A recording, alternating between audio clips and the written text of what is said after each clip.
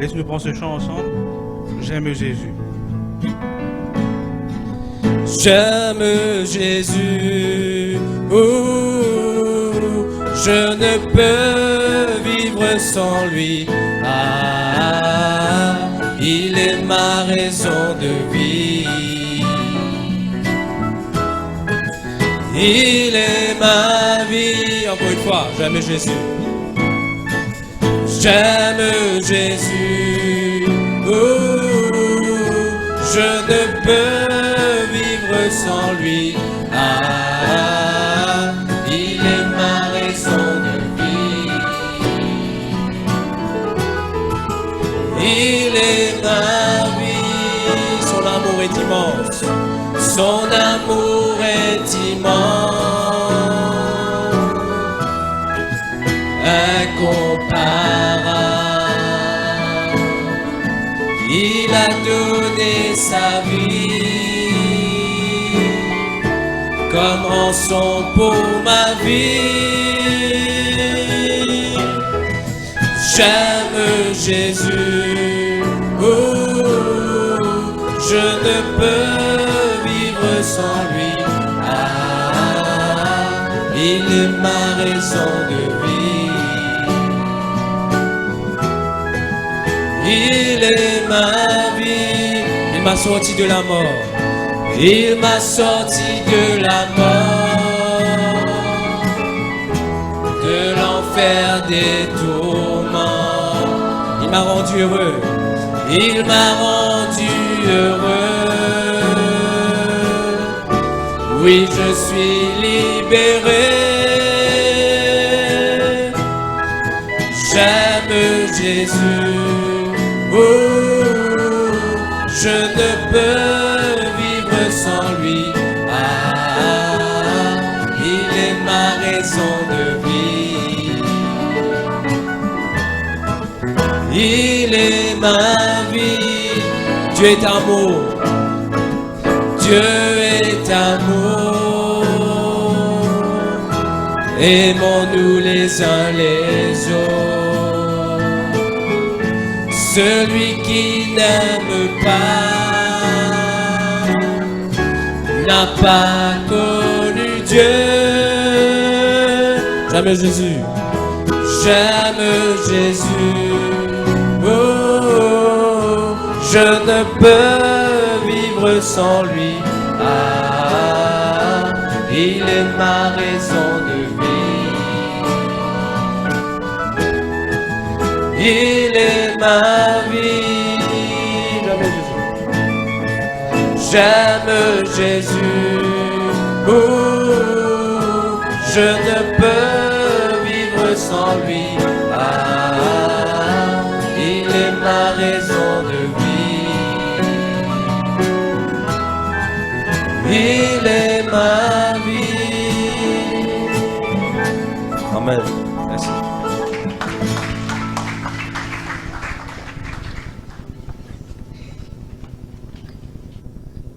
On invite le frère Alex. Alléluia. Dieu bénisse chacun de vous. Nous sommes vraiment heureux, reconnaissants au Seigneur qui nous donne cette belle journée de nous retrouver ensemble dans la présence du Seigneur pour débuter cette rencontre, le 40e anniversaire du message dans l'océan Indien, avec vous les jeunes particulièrement. Et soyez tous les bienvenus, que vous soyez à l'aise, et nous allons juste nous mettre debout pendant que nous recevons le serviteur de Dieu, François Le Picard.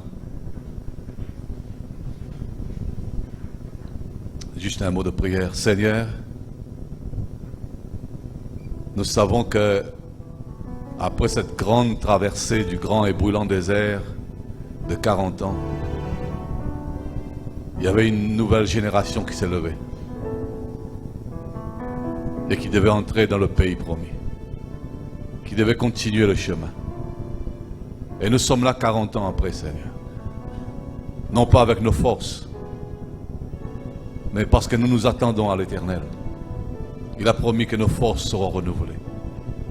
Nous ne lasserons pas, nous ne fatiguerons pas. C'est pour ça, Seigneur, bénis cette jeunesse ce matin, qui ont le zèle, qui ont vraiment tu as mis le dynamisme en eux, Seigneur, le Saint-Esprit qui est cette dynamique pour les pousser à frayer un chemin dans ce monde, qui les pousse de plus en plus vers la gloire. Et si nous sommes rassemblés ce matin, c'est dans ce but, Seigneur. C'est que de recevoir pleinement, Seigneur, totalement nos cœurs ouverts pour toi ce matin. Bénis cette jeune congrégation, Seigneur. Ils sont vraiment la relève pour demain, Seigneur. Amen. Et ils sont vraiment là pour montrer au monde qu'il y a un enlèvement, il y a une espérance, il y a une vie éternelle. Alors Seigneur, quand ta parole descend ce matin dans le cœur, que cela vraiment, oh Dieu, n'amène que vraiment de la joie dans le cœur de ces jeunes gens et ces jeunes filles qui ne se lassent pas de marcher, Seigneur. Mais qu'après cette réunion, ils se disent, Seigneur, je suis encouragé pour continuer le chemin ce matin. Seigneur, bénis ton serviteur, frère François, qui venait depuis la Suisse pour venir ici, Seigneur.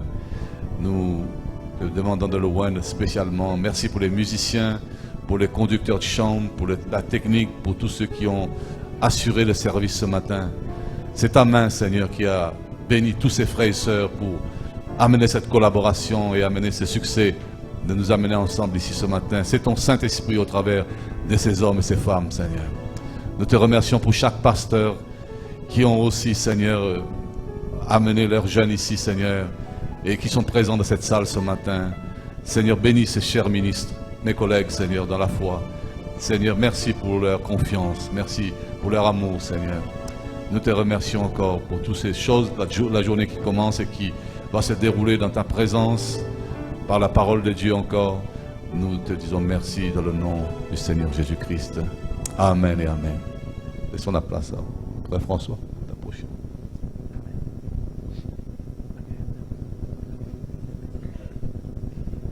Eh bien, bonjour à tous, que le Seigneur vous bénisse. Je vous prie de prendre place. C'est une très grande joie pour Sœur Suzanne, mon épouse, et moi-même d'être de retour à l'île Maurice, dans ce petit coin de paradis que je connais depuis 40 ans en arrière. Et tout à l'heure, je pensais à cela, eh bien, maintenant j'ai 68 ans. Donc, priez pour moi, que le Seigneur me donne les forces de continuer. À mon âge, on devrait, comme on dit des fois, lever le pied, c'est-à-dire ralentir un petit peu le rythme. Mais dans mon cas, j'accélère. Je suis plus occupé que jamais auparavant. Mais j'aime ce que je fais. C'est une si grande joie pour moi de pouvoir servir Dieu, de pouvoir servir ses enfants. Et je disais à notre assemblée en Suisse dernièrement, Frère Branham nous a dit que la vie éternelle, c'est de vivre pour les autres. Et si c'est ça la vie éternelle, je peux vous dire, j'ai déjà commencé ma vie éternelle. Je suis encore dans un corps mortel et corruptible, qui vieillit de jour en jour, mais je vis pour les autres, avec mon épouse, Sœur Suzanne, nous vivons pour les autres, nous aimons tellement les gens de notre église, notre famille, les gens que nous rencontrons. Et c'est une joie de pouvoir nous investir dans le bonheur et la réussite de quelqu'un d'autre. Donc je ne suis pas ici pour être vu ou entendu, pour être manifesté comme quelqu'un d'important. Je suis juste ici parce que je vous aime. J'aurais une multitude d'autres choses à faire que de venir ici dans l'océan Indien.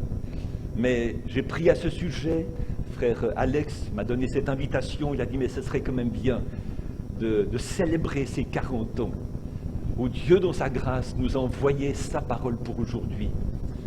Et j'ai pris à ce sujet, j'ai pensé oui, effectivement, si c'est une occasion pour les enfants de Dieu des différentes îles de se réunir pour dire merci Seigneur. Quel privilège, quelle grâce de nous avoir envoyé un message qui soit un absolu pour nous, pour fortifier notre foi et nous préparer pour la seconde venue du Seigneur Jésus-Christ. Donc, quand je suis venu ici la première fois, j'avais 28 ans. J'étais beaucoup plus jeune. Et je pensais à cela tout à l'heure, eh bien, ceux qui étaient jeunes il y a 40 ans en arrière, ils ne sont plus tout à fait aussi jeunes. Et je me souviens avoir baptisé l'épouse du frère Parsuramen Tondi. Combien le connaissent, Parsuramen Tondi? Ça vous dit quelque chose? Je vois, tu es sa fille, hein, c'est ça? D'accord, que Dieu te bénisse. Content de te revoir, sœur.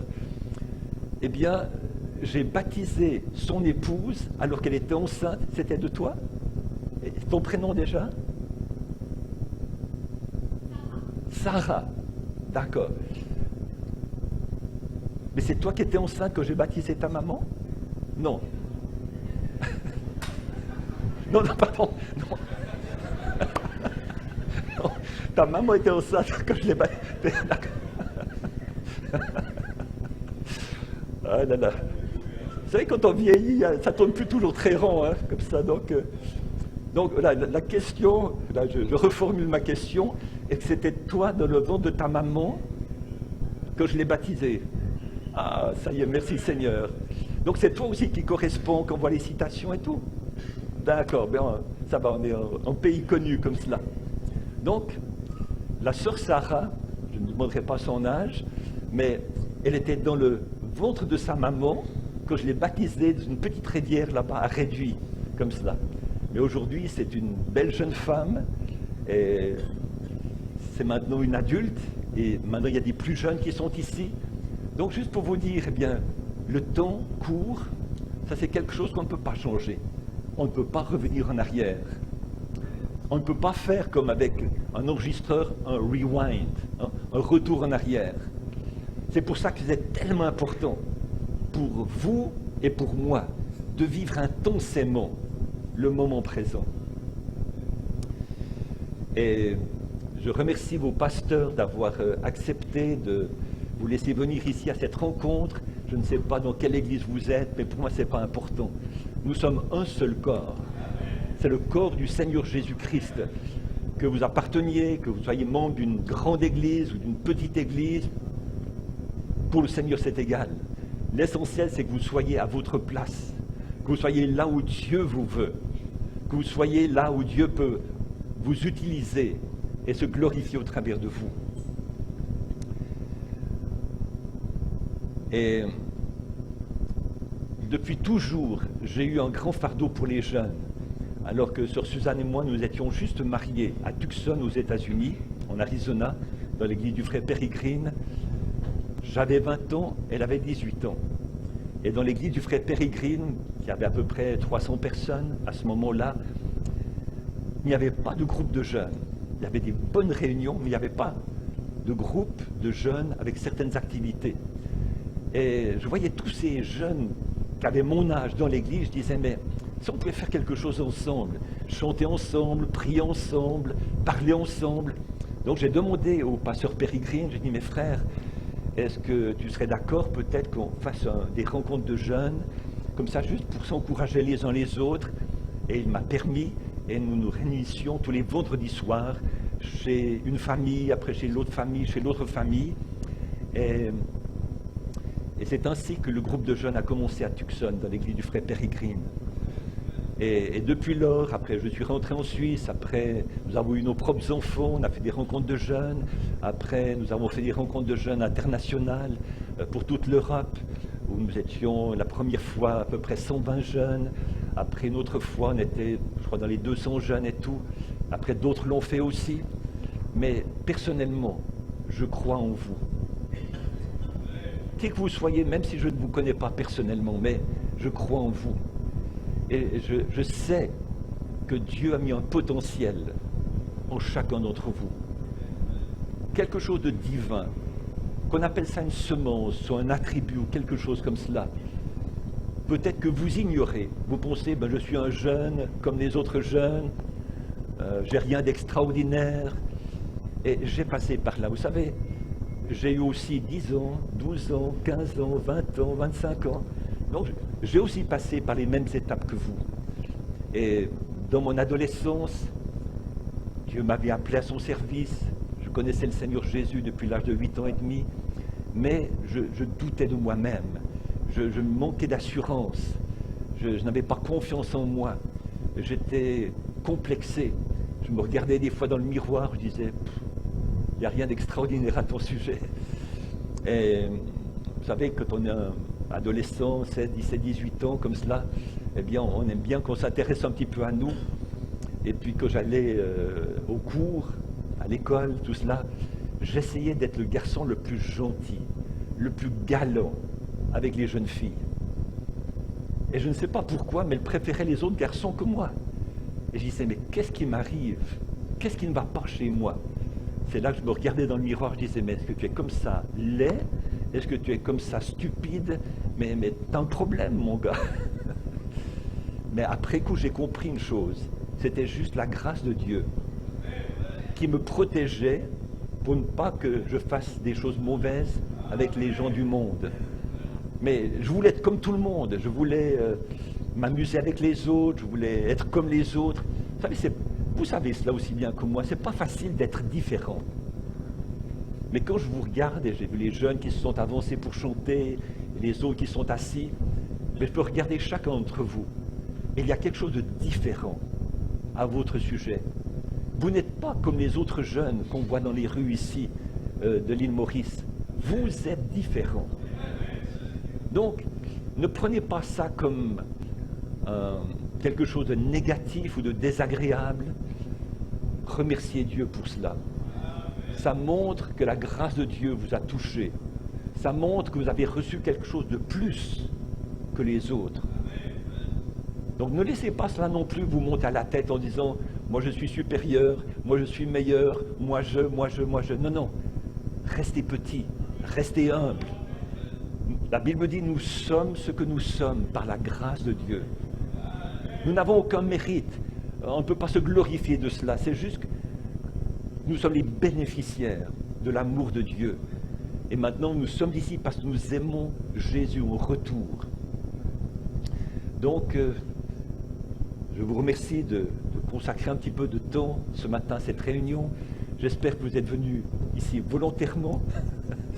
Il n'y a personne qui a dû vous tirer, vous pousser, vous supplier. Oh, écoute, viens, il y a une réunion de jeunes. Non, j'ai pas envie, j'aimerais mieux faire autre chose. Non, mais s'il te plaît, viens. J'espère que ce n'est pas le cas pour vous, que vous êtes quand même venus ici de bon cœur, vous aviez envie de venir.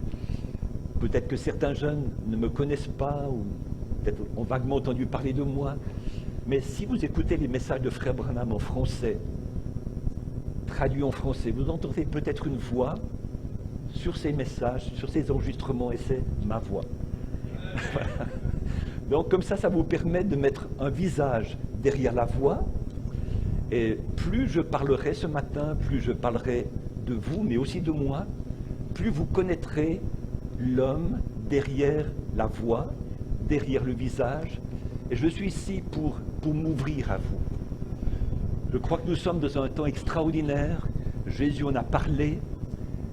Et c'est un temps où il n'y a rien de caché qui ne doive être découvert, ni de secrets qui ne doivent être révélés. Et on voit ça dans tous les domaines. On voit ça en politique, on voit ça dans la finance, dans le sport, dans le monde religieux. Pendant des siècles, beaucoup de choses étaient cachées, camouflées. Et j'ai remarqué ceci ces dernières années, et bien de plus en plus, dans tous les domaines, probablement vous l'avez remarqué vous aussi, eh bien, tout vient au grand jour. Vous regardez la vie des hommes politiques. On sait que très souvent, ce n'était pas tellement reluisant, ce n'était pas tellement beau. Ils avaient des doubles vies comme ça, des maîtresses, des choses comme cela, mais personne ne disait rien, c'était plus ou moins camouflé. Mais maintenant, ce n'est plus possible. La vie privée des hommes politiques vient au grand jour. Prenons le sport. Eh bien, il y a toujours des gens qui cherchaient des combines pour gagner, pour être meilleurs, pour être plus forts que les autres. Et ils prenaient des fois des produits comme ça pour se booster un petit peu, avoir un peu plus de force et tout cela. Et ça s'est fait pendant longtemps. Mais maintenant, c'est plus tellement possible. Pourquoi? Parce que c'est quelque chose de caché qui doit venir au grand jour. Et il y en a qui ont perdu leur titre, leur trophée, parce qu'ils s'étaient dopés. Parce que ça avait été découvert. Prenons la finance aussi. Eh bien, dans la finance, j'ai travaillé des années dans la banque en Suisse. Vous savez que la Suisse est un petit peu connue pour ses banques, pas seulement son chocolat, pas seulement ses montres, mais aussi les banques. Combien ça baisse là, les banques aussi? Mais pourtant on dit la Suisse est un pays où tout est propre en ordre. Hein. On aime la propreté en Suisse, on aime la discipline, la précision, toutes ces choses. Mais là aussi, beaucoup de choses négatives, mauvaises étaient cachées. Il y avait des malversations financières, il y avait de l'argent sale que même des riches étrangers ou des chefs d'État étrangers venaient camoufler, cacher en Suisse pour ne pas avoir à payer d'impôts ou pour ne pas donner cet argent à leur peuple et tout cela. Mais tout ça, Dieu a dit maintenant c'est la fin, c'est le temps de la révélation de toutes choses. Tout doit venir au grand jour. Et maintenant, des scandales et des grands directeurs qui sont éjectés comme ça. Pourquoi? Ils ont fait des malversations. Prenons dans le monde religieux aussi. Il y a certaines églises, sans forcément donner de nom, mais toutes les églises, eh bien, il y avait des choses pas très jolies qui se passaient sous le couvert de la religion, même du christianisme, et je dirais même du message. Mais il fallait surtout que personne ne le sache. Il y avait de l'immoralité, il y avait du mensonge, il y avait toutes sortes de choses mauvaises et tout cela. Et frères et sœurs, ça ne peut plus continuer comme cela. Le Seigneur Jésus a dit à un certain moment, maintenant c'est le temps que je me révèle, comme jamais auparavant. Et c'est pour ça que le livre des 7 sceaux a été ouvert. Et Frère Branham a dit, l'ouverture du livre des 7 sceaux, c'était la révélation de Jésus-Christ. Le Fils de l'homme s'est révélé, ça veut dire s'est dévoilé. Permettez-moi de vous faire une petite démonstration. Attendez. Toutes ces choses, vous les comprenez bien, mais c'est juste pour m'assurer. Attendez, je peux prier avec le fil ici. Excuse-moi, frère. Voilà.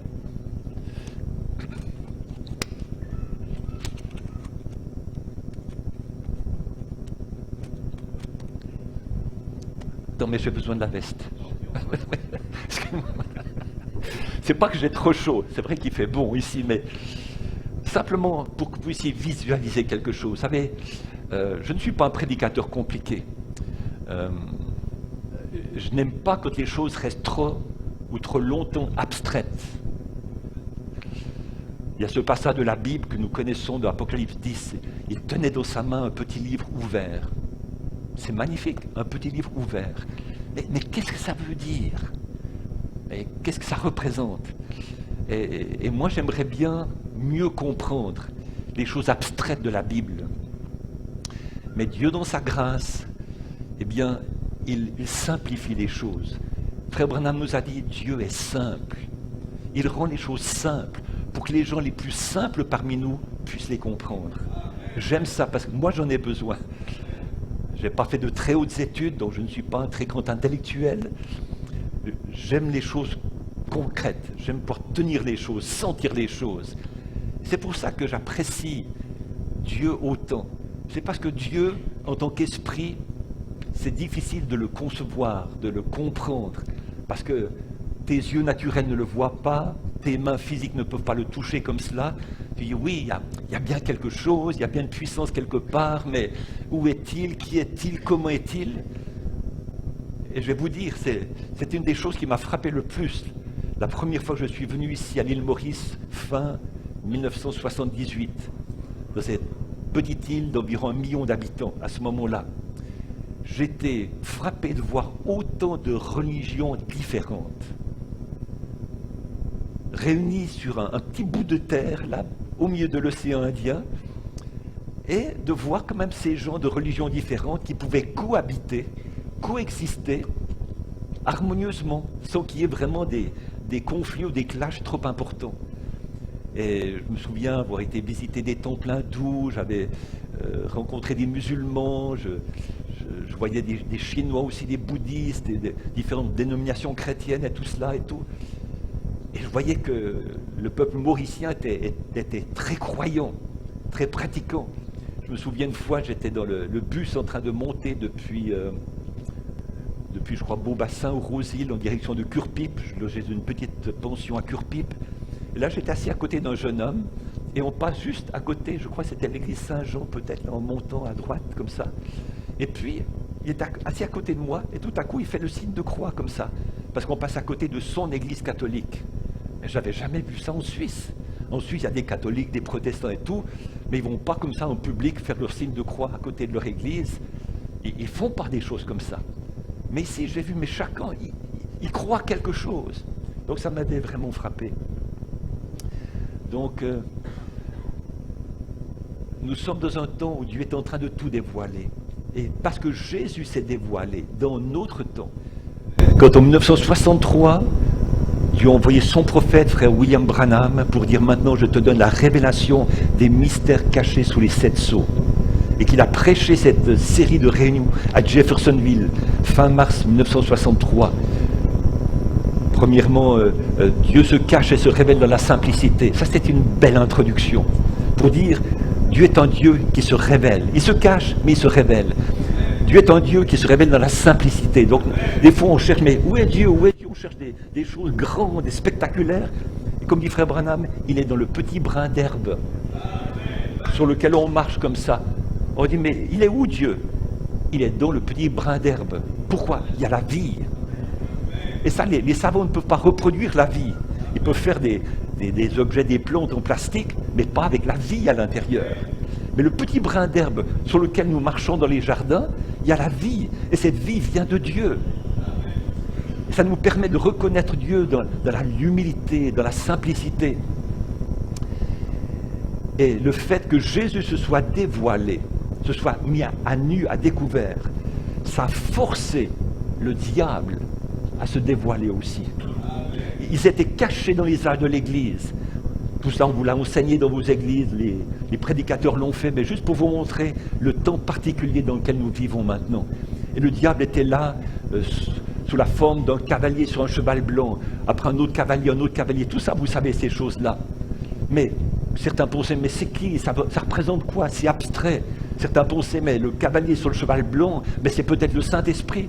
Même frère Branham l'a cru à un certain moment. Mais en fait, non, c'était l'Antichrist qui était caché, qui était voilé, tout cela. Mais j'observais de mes propres yeux, depuis l'ouverture des sceaux, eh bien, dans tous les domaines, les choses se dévoilent. Et quand j'ai compris cela, ça m'a secoué. Et j'ai dit, François, qu'en est-il de toi? Combien de choses es-tu en train de cacher, de camoufler dans ta vie que Dieu va révéler?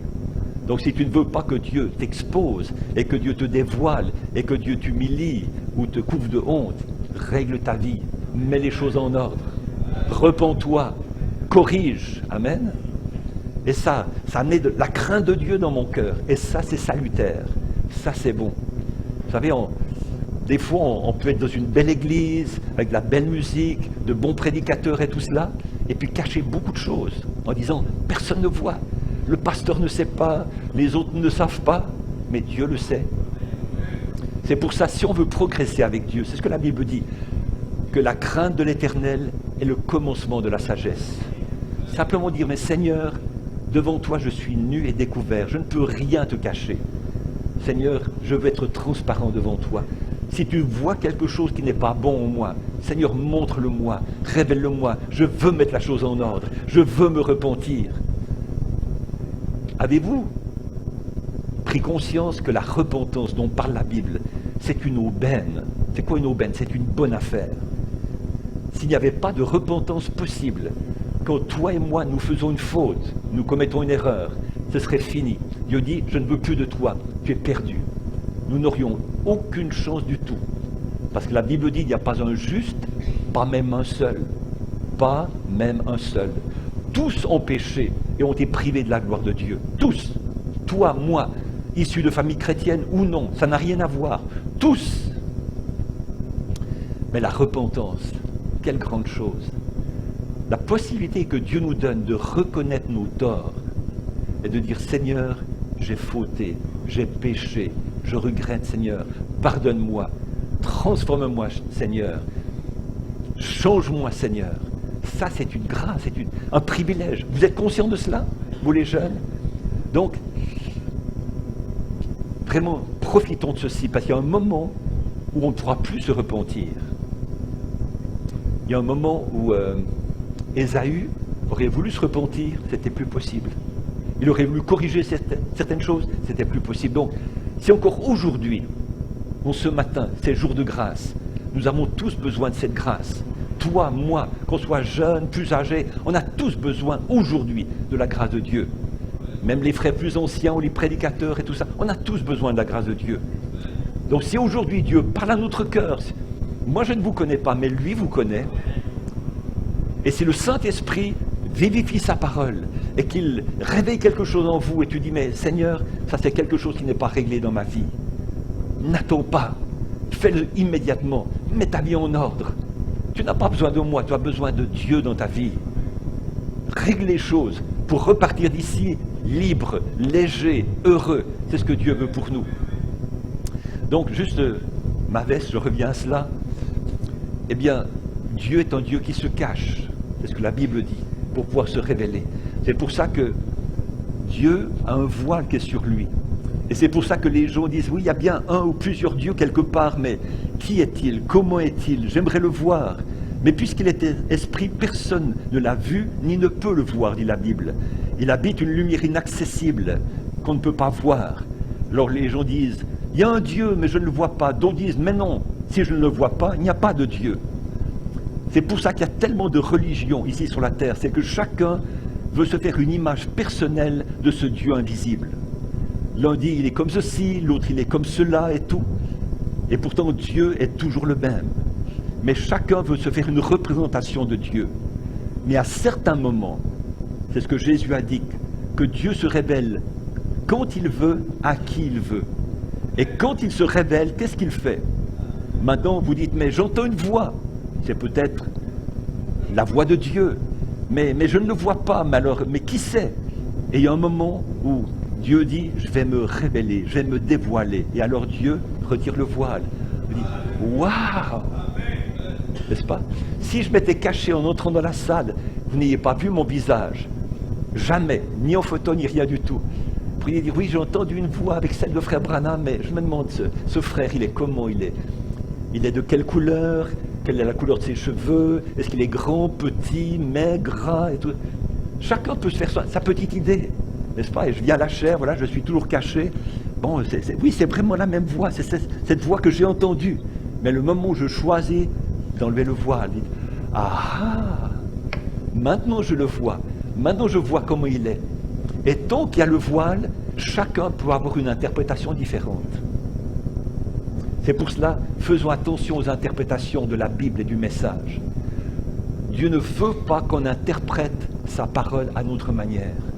Il veut juste qu'on lui fasse confiance et qu'on attende que lui choisisse de se révéler. Et quand lui se révèle et que nous regardons sa révélation, alors on peut tous parler d'une même voix. C'est pas un dit, il a les cheveux noirs, l'autre dit, non, non, il a les cheveux blonds. C'est pas que tu ne l'as pas vu. Mais quand tu l'as vu, tout le monde dira, voilà la couleur de ses cheveux, voilà la couleur de ses yeux, voilà sa taille et tout cela. Parce qu'il est dévoilé. Donc, nous sommes vraiment de ce ton-là. Et pour moi, c'est un temps extraordinaire, mais c'est aussi un temps très sérieux. Peut-être je vais te laisser la veste ici, frère Alex. Voilà. Comme ça, je serai mieux. Merci beaucoup. Et je suis donc ici ce matin pour disons, m'associer à vos pasteurs. C'est eux qui sont responsables de vos âmes. Moi, je ne suis pas responsable, je ne suis pas votre pasteur. Mais Dieu donne des bergers, des pasteurs. Et ces pasteurs sont responsables de l'âme des gens que Dieu lui confie. Donc je ne suis pas ici pour prendre la place de vos pasteurs, je suis ici simplement pour appuyer les efforts qu'ils font, pour les soutenir dans leur action, pour que vous puissiez savoir, ce n'est pas que votre pasteur qui dit ça, ça ou ça, il y a d'autres serviteurs de Dieu qui croient la même parole, qui disent les mêmes choses, juste pour vous encourager. Donc j'aimerais qu'on lise un passage dans la Bible ce matin, après ces quelques paroles de mise en train et d'introduction, j'aimerais qu'on lise dans Josué, chapitre 1er, verset 1er. Josué, chapitre 1er, verset 1er.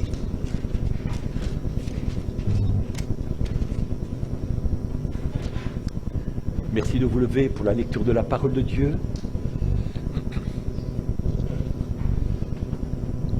Après la mort de Moïse, serviteur de l'Éternel, l'Éternel dit à Josué, fils de Nun, serviteur de Moïse, Moïse, mon serviteur, est mort. Maintenant, lève-toi, passe ce Jourdain, toi et tout ce peuple, pour entrer dans le pays que je donne aux enfants d'Israël. Donc écoutez bien ce que Dieu dit à Josué, parce qu'après on va transférer les paroles de Dieu à Josué à nous-mêmes. J'aimerais qu'on prenne ces paroles pour nous ce matin. Vous êtes d'accord? Non?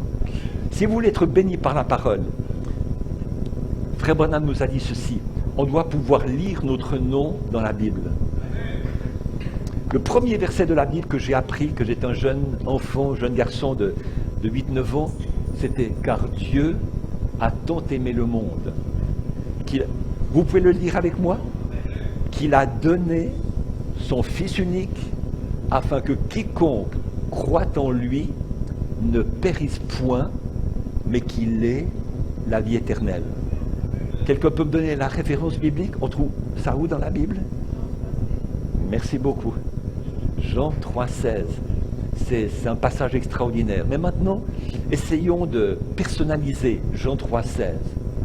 Car Dieu a tant aimé François Le Picard, c'est moi, qu'il a donné son Fils unique, afin que François Le Picard ne périsse point, mais afin que François Le Picard ait la vie éternelle. J'ai pris ça pour moi. Prends-le pour toi, et tu verras ce qui se passe.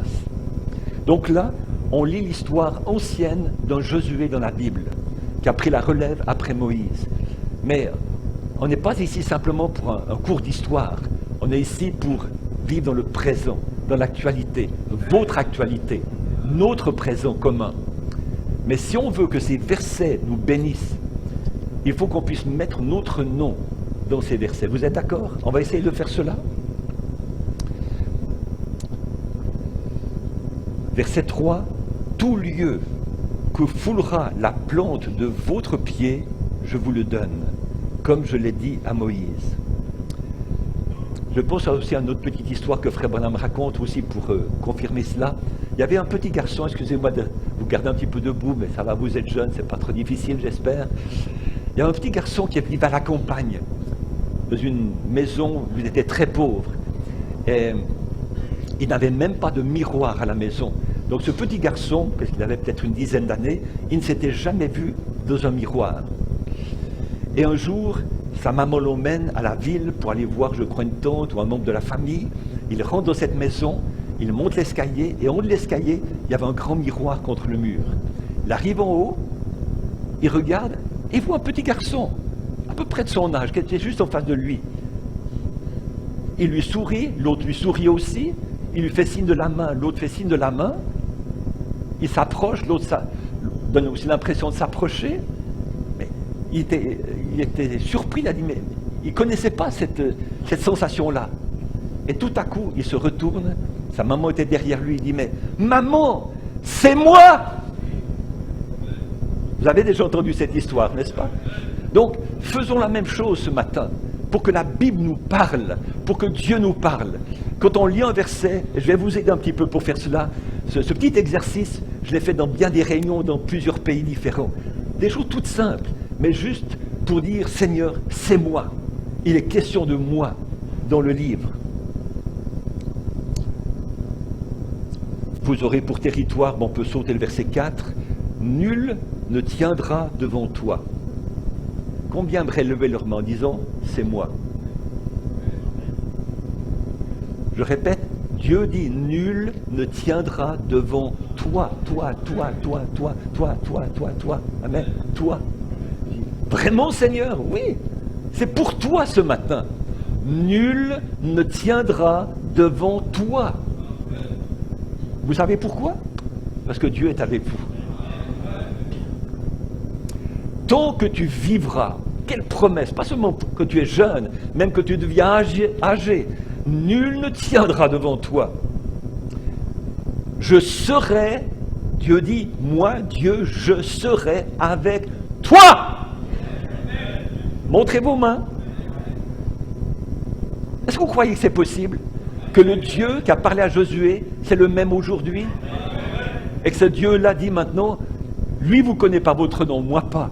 Mais je serai avec toi, etc. Avec toi. Dieu nous parle. J'aime un Dieu au présent, pas vous? Le Dieu de l'histoire, c'est merveilleux. Le Dieu de l'avenir, c'est merveilleux. Mais aujourd'hui, on a besoin du Dieu du présent. Amen. C'est aujourd'hui, c'est maintenant. Parce qu'aujourd'hui prépare demain. Aujourd'hui prépare après-demain. Donc il faut qu'aujourd'hui quelque chose se passe. Vous êtes d'accord? Donc, est-ce que vous pensez que vous allez arriver à mettre votre foi en action pour amener ce Dieu invisible dans le visible? C'est notre foi qui fait cela. Sinon, il reste dans l'invisible. Il dirait, mais il y a eu une réunion, il y avait tant de jeunes, il y avait ceci, j'ai salué les... Mais où était Dieu? Mais je ne l'ai pas vu.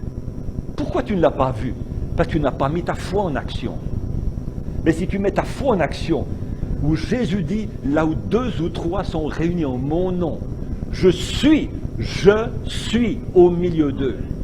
Seigneur, tu l'as dit, je crois ta parole, j'ai besoin de toi, Seigneur, révèle-toi à moi. Et votre foi fait descendre Dieu sur la scène. Il passe de l'invisible au visible. Il y a quelque chose où tu dis, mais j'ai vu le Seigneur, j'ai entendu la voix du Seigneur par sa parole et tout cela. Et c'est là que le travail peut se faire. Vous comprenez la chose? Donc, je serai avec toi, encore une fois, comme j'ai été avec Moïse. Dieu dit, je ne te délaisserai point. C'est sa promesse. Combien de fois, toi et moi, on se sent un petit peu seul? Ah, mais je suis tout seul dans mon école, tout seul au travail, il n'y a point d'autres croyants, c'est dur, on met la pression sur moi, on se moque de moi, vous les sœurs, avec vos tenues décentes et tout ça. C'est dur, vous vous sentez seul. Et qu'est-ce que Dieu t'a dit? Je ne te délaisserai point. Là où tu es, Dieu se trouve avec toi. Et Frère Branham m'a dit, si tu es seul avec Dieu, tu es déjà la majorité. Il l'a dit. Donc même s'il y en a 1000 à côté de toi, qui ne croient pas en Dieu comme toi tu crois, mais que le Seigneur est avec toi et qu'il est en toi par le Saint-Esprit, tu es déjà la majorité. Parce que Dieu est de ton côté. N'est-ce pas merveilleux? Est-ce que ça vous encourage? Et je ne t'abandonnerai point. Je ne t'abandonnerai point. Vous savez, vous me direz, mais je ne vois pas mon nom dans la Bible. Moi, je m'appelle comme ceci, comme cela. Mais nous sommes tous allés un petit peu à l'école, n'est-ce pas? Et à l'école, on nous a appris un petit peu de grammaire. Et on nous a appris que les pronoms servaient à remplacer les noms. Est-ce qu'on vous a appris ça à l'île Maurice? Que le rôle d'un pronom en grammaire, on a une institutrice parmi nous, c'est juste sur Nathalie, qu'un pronom remplace un nom. Quand Dieu dit ici, je ne t'abandonnerai pas, c'est un pronom, T', ça veut dire toi. Mais ça parle de qui? Celui qui peut croire qu'il s'agit de lui. Amen. Mets ton nom, remplace le pronom par ton nom. Seigneur, tu me parles, tu as dit, François, je ne t'abandonnerai pas. Les autres diront, mais non, il n'y a pas le nom de François. Même si toi tu ne le vois pas, moi je le vois. Le nom de Jean-Baptiste n'était pas mentionné dans la prophétie d'Ésaïe. Il était dit, une voix qui crie dans le désert. Et Jean-Baptiste a dit, vous voulez savoir qui je suis? Il n'a pas dit, oh mon papa s'appelait Zacharie, ma maman s'appelait Élisabeth.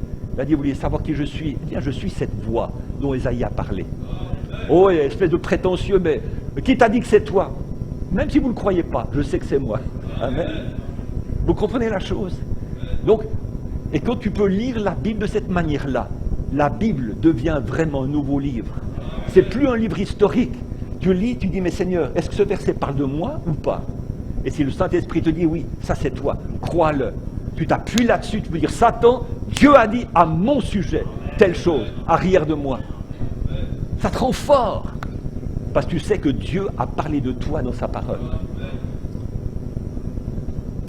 Le nom de William Branham est-il dans la Bible? Non. C'est pas marqué William Marion Branham dans Malachie chapitre 4 versets 5 et 6. Mais Dieu lui a révélé. C'est Élie dont il est parlé. C'est toi. Que les gens soient d'accord ou pas, ça ne change rien. Si Dieu l'a dit ainsi, Dieu l'a caché, mais Dieu l'a dit, c'est toi, tu dois accomplir cette parole. Et il l'a cru et il l'a fait. Amen. Donc la même chose pour nous. Verset 6. Vous pouvez encore rester debout, hein, 1 minute ou 2, ça va? Oui. Si vous êtes vraiment fatigué, vous pouvez vous asseoir, mais je crois crois que c'est bon, je crois que on voit les jeunes dans les concerts du monde et tout cela, ils passent 2-3 heures debout dans les concerts. Pourquoi? Parce qu'ils aiment ça. Mais nous, on aime la parole. Amen. Qu'on soit assis, debout, couché, peu importe. On veut entendre cette parole. Verset 6. Fortifie-toi. Où sont les mains? Qui veut se fortifier? On a tous besoin d'être fortifiés. Et prends courage. Moi, je veux prendre courage. Car c'est toi qui mettras le peuple en possession du pays que j'ai juré à leur père de leur donner. Et il répète, verset 7, fortifie-toi. Amen. Moi, j'aime un évangile dynamique, un évangile interactif. C'est pas qu'on est là comme auditeur, voilà, j'écoute un beau sermon, on montre doctrine, telle et telle chose. Non, Dieu veut une interaction avec nous. Dieu dit, mais c'est à toi que je parle. Est-ce que tu crois cela? Est-ce que tu acceptes cela? Oui Seigneur, oui Seigneur, oui Seigneur. Dieu veut établir avec chacun d'entre nous un dialogue, une interaction ce matin, pour que sa parole devienne vivante, que sa parole devienne réelle dans nos cœurs, dans nos vies. Fortifie-toi seulement et aie bon courage. Attention, il y a une condition maintenant qui est très importante. En agissant fidèlement, selon toutes, ça c'est un petit mot puissant, T-O-U-T ou T-O-U-T-E. C'est toutes, on ne laisse rien en dehors, c'est tout ou rien. C'est comme ça que nous voulons suivre le Seigneur, n'est-ce pas? N'aie pas un pied dans le monde, un pied avec le Seigneur. Des fois je fais cette démonstration, j'ai peut-être fait ici aussi, mais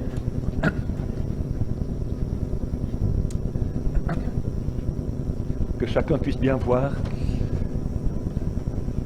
Il y a une chaise, disons, ça c'est la chaise où le chrétien doit se tenir, avec le Seigneur, avec la parole.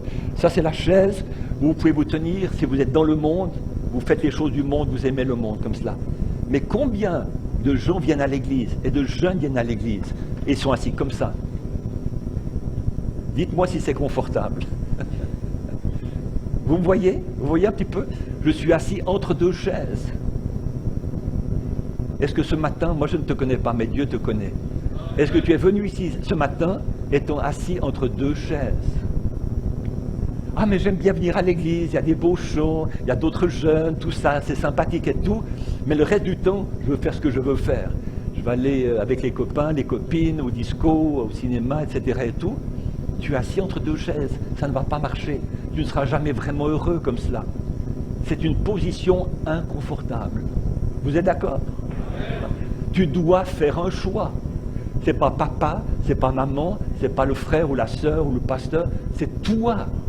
C'est toi, c'est toi. Tu dois faire ton choix. C'est ta responsabilité.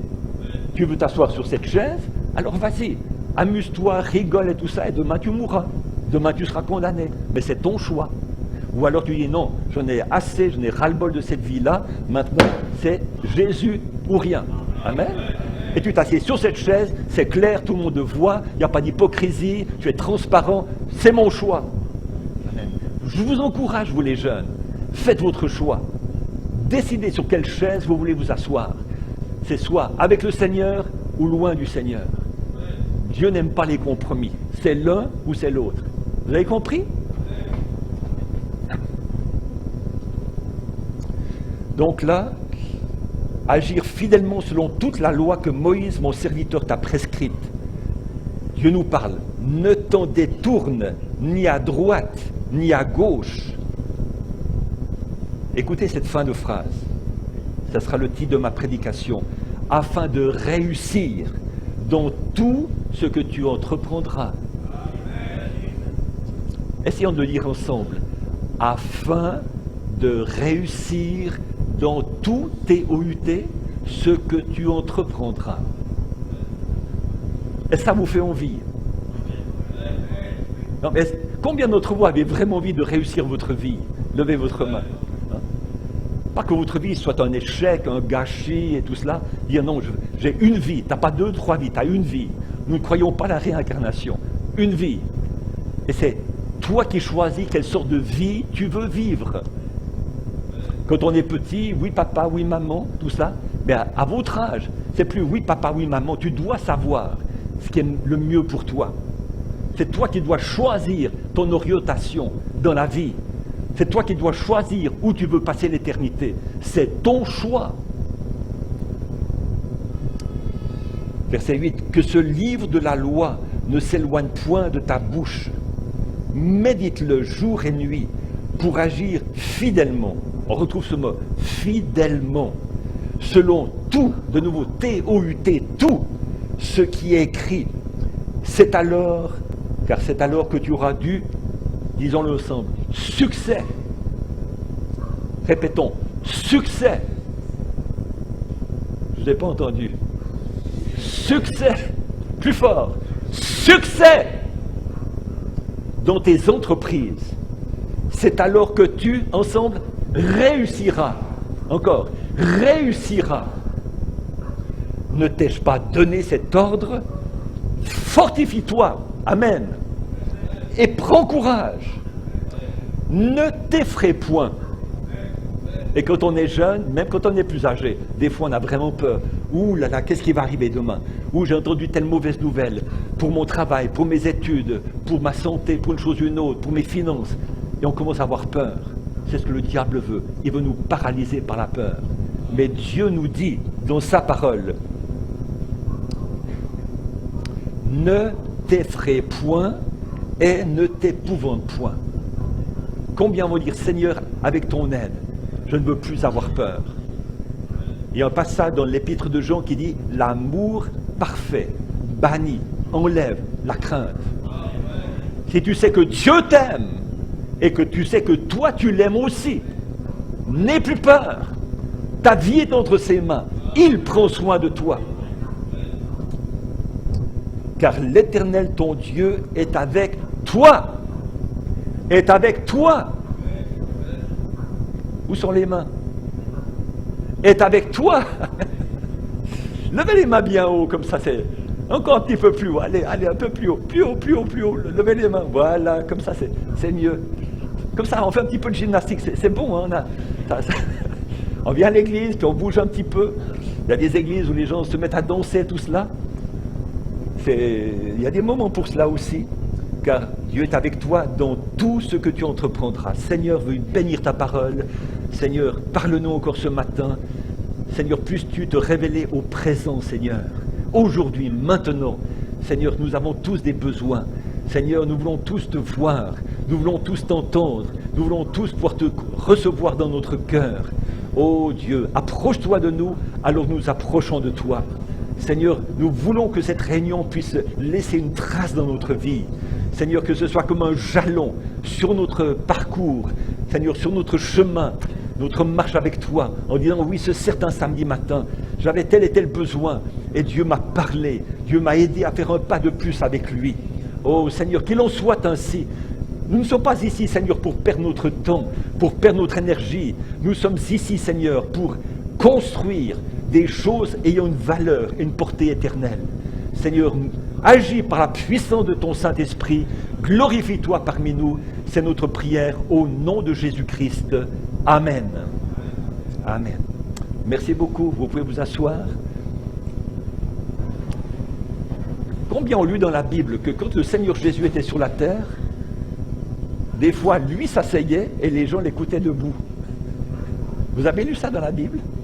Dans les évangiles, bien relisez. Des fois il dit, et Jésus s'assit et leur parla. Mais maintenant, c'est pas tellement la façon de faire. Le prédicateur reste debout, les gens s'asseyent, mais ne dormez pas. Hein? Soyez bien réveillés, parce que ce que vous entendez, c'est pour vous.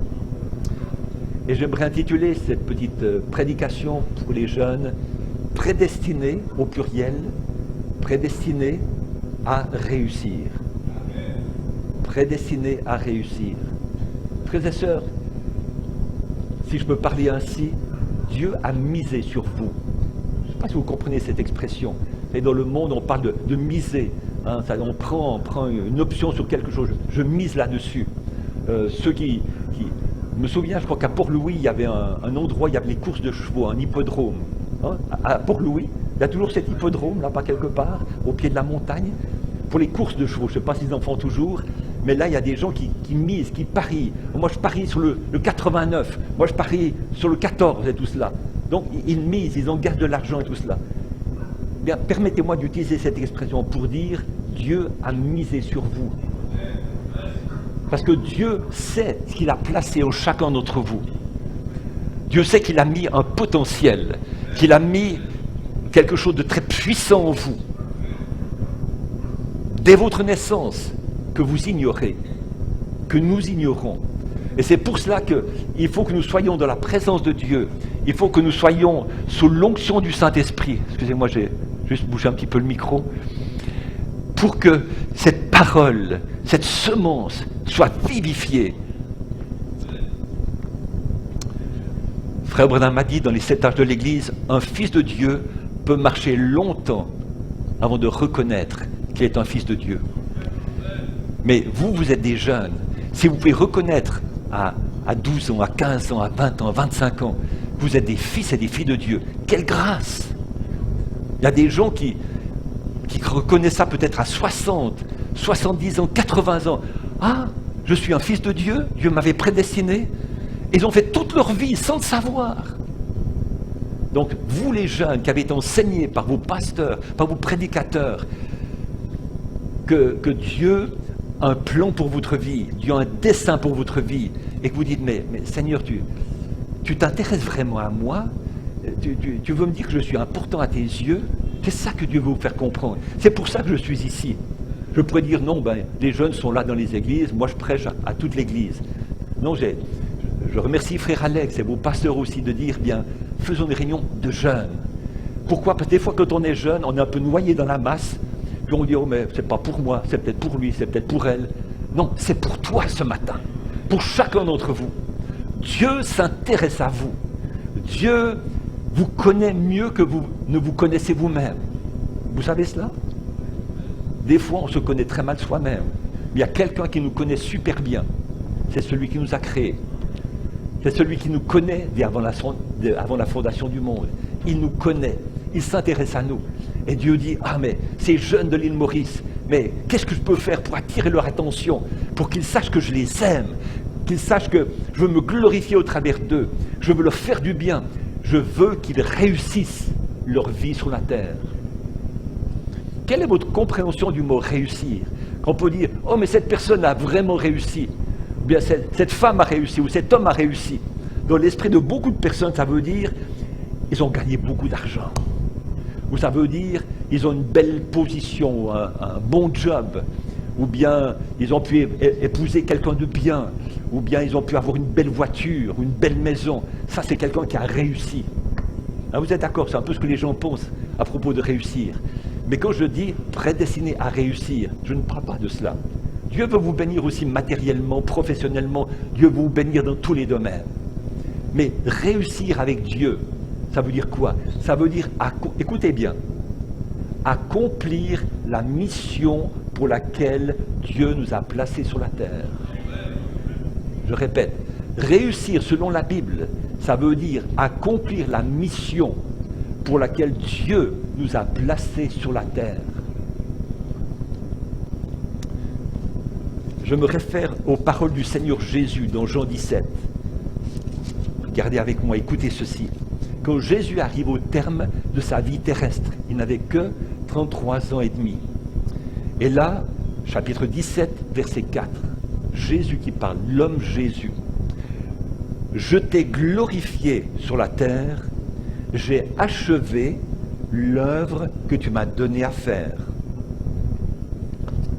Ça, c'est quelqu'un qui a réussi.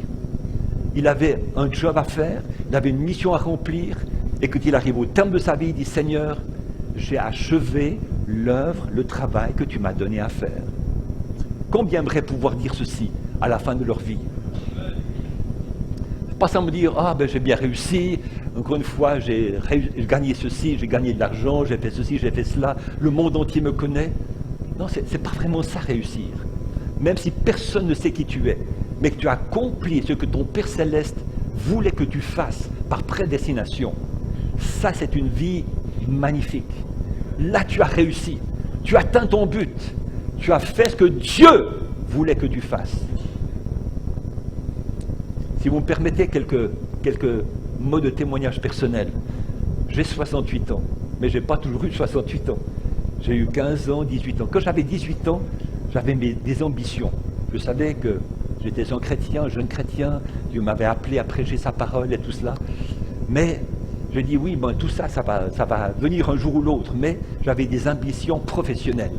Je travaillais dans une banque en Suisse, une formation d'employé de banque. Puis là, je disais, bien, j'ai toujours rêvé de voyager. J'étais élevé dans une famille, on n'avait même pas de voiture et tout, donc je n'ai pas beaucoup voyagé dans ma jeunesse, mais je rêvais de découvrir le monde. C'était en moi d'aller voir, j'avais des atlas, j'avais des livres sur différents pays lointains et tout ça. J'ai dit, waouh, mais ça doit être beau ailleurs, j'aimerais bien voir ceci, bien voir cela. Et puis, j'avais pris une grande feuille de papier, quadrillée comme cela, et j'avais planifié ma vie. Disons 1970, 71, 72, 73, 74. J'ai dit, bon voilà, maintenant, pendant 6 mois, je vais aller en Angleterre pour parfaire mon anglais. Les 6 mois suivants, je vais aller en Espagne pour l'espagnol. Les 6 mois suivants, je vais aller en Allemagne pour l'allemand. J'ai fait de l'allemand à l'école. Après, pendant les 8 mois suivants, je vais aller dans une école de cadre, donc de business, pour améliorer aussi mes compétences et tout ça. Donc, j'avais planifié ma vie. J'avais des projets pour ma vie, pour mon avenir. Je ne sais pas, est-ce que tu as des projets pour ton avenir? Est-ce que tu as des rêves pour ton avenir? Est-ce que tu aimerais peut-être faire ceci ou avoir telle profession ou disons des rêves pour une famille ou quelque chose comme ça? Il n'y a rien de mauvais d'avoir des projets, d'avoir des rêves. Mais est-ce que c'est la volonté de Dieu pour toi? Est-ce que c'est à cela que Dieu t'a prédestiné? C'est pour ça que c'est important, à votre âge, vous avez l'avenir, le futur entre vos mains. Maintenant, vos parents sont là pour vous encadrer, pour vous aider, pour veiller sur vous. Mais à votre âge, maintenant, vous devez savoir, qu'est-ce que je vais faire de ma vie? C'est le plus grand cadeau que Dieu vous ait donné à chacun, la vie. Mais qu'est-ce que tu vas en faire? Tu peux la réussir ou tu peux la gâcher. Ce sera ton choix. Il y a des gens toujours qui blâment les autres pour les malheurs qui leur arrivent. Mais si tu as cette façon d'agir, tu ne seras jamais heureux. Tu as un malheur qui t'arrive, quelque chose qui ne réussit pas. Ah non, ce n'est pas de ma faute, c'est la faute de mon père, c'est la faute de ma mère, c'est la faute de ma famille, c'est la faute de mon église, c'est la faute de mon pasteur, c'est la faute de mon professeur. Non, si tu raisonnes comme ça, tu ne seras jamais heureux. Mais j'ai entendu ça une fois, le bonheur est un choix. Tu choisis d'être heureux et tu choisis d'être malheureux. C'est vrai. Mais si vous qui êtes ici et qui voulez réussir votre vie avec Jésus, si vous dites « je choisis d'être heureux », même si je passe par des épreuves et que Dieu est avec moi, ça va marcher. Je choisis d'être heureux. Je choisis de réussir ma vie. Ah mais tous mes copains, ils ont échoué ici, ils ont échoué là, ça n'a pas marché ici et tout ça. Eux, c'est eux, moi, c'est moi. Moi, je marche avec Jésus. Moi, je marche avec la parole de Dieu. Et je choisis de réussir ma vie. C'est mon choix. Même si les gens disent, mais écoute, il faut rester dans la réalité, mais t'es un idiot, tu ne sais rien du tout, t'es stupide et tout ça, tu ne vas jamais rien faire de bien. J'ai 4 filles et l'une d'entre elles, elle avait fait même un stage dans une des cliniques de l'île Maurice comme infirmière. Quand elle était en fin d'école comme cela, il y avait un professeur ou quelqu'un qui lui disait « mais de toute façon, toi, tu n'arriveras jamais à rien ». Et j'ai dit « mais comment est-ce possible que quelqu'un qui doit aider les jeunes et puisse être tellement négatif pour leur dire « toi, tu n'es capable de rien ». Mais elle n'a pas cru ce que cette personne disait, elle a dit « moi, je vais quand même réussir ». Elle a fait un apprentissage de commerce, elle a réussi. Elle a fait une formation d'infirmière, elle a réussi. Amen. Et maintenant, elle travaille comme infirmière scolaire, malgré qu'elle est mariée, avec 3 enfants, comme infirmière scolaire à Lausanne en Suisse. Et tout le monde l'apprécie. Cette personne-là disait, toi, tu n'arriveras jamais à rien. Mais Dieu avait un plan pour sa vie. Amen. Donc, n'écoute pas forcément ce que les gens te disent. Écoute ce que Dieu te dit. Dieu croit en toi.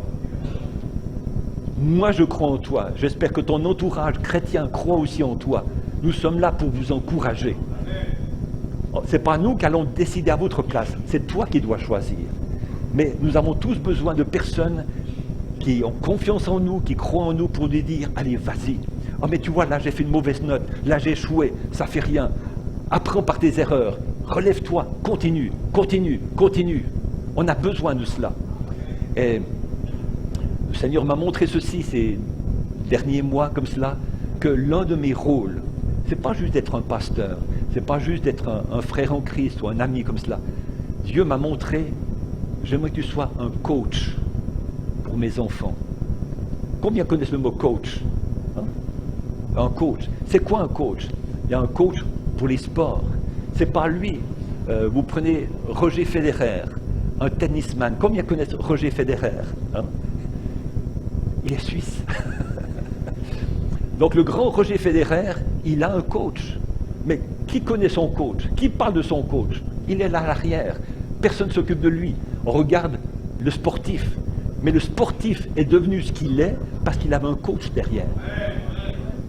Le coach était là pour dire, allez Roger, lève-toi, on va s'entraîner aujourd'hui. Ah mais je suis fatigué, il fait pas beau, j'ai pas envie. Allez, ça fait rien.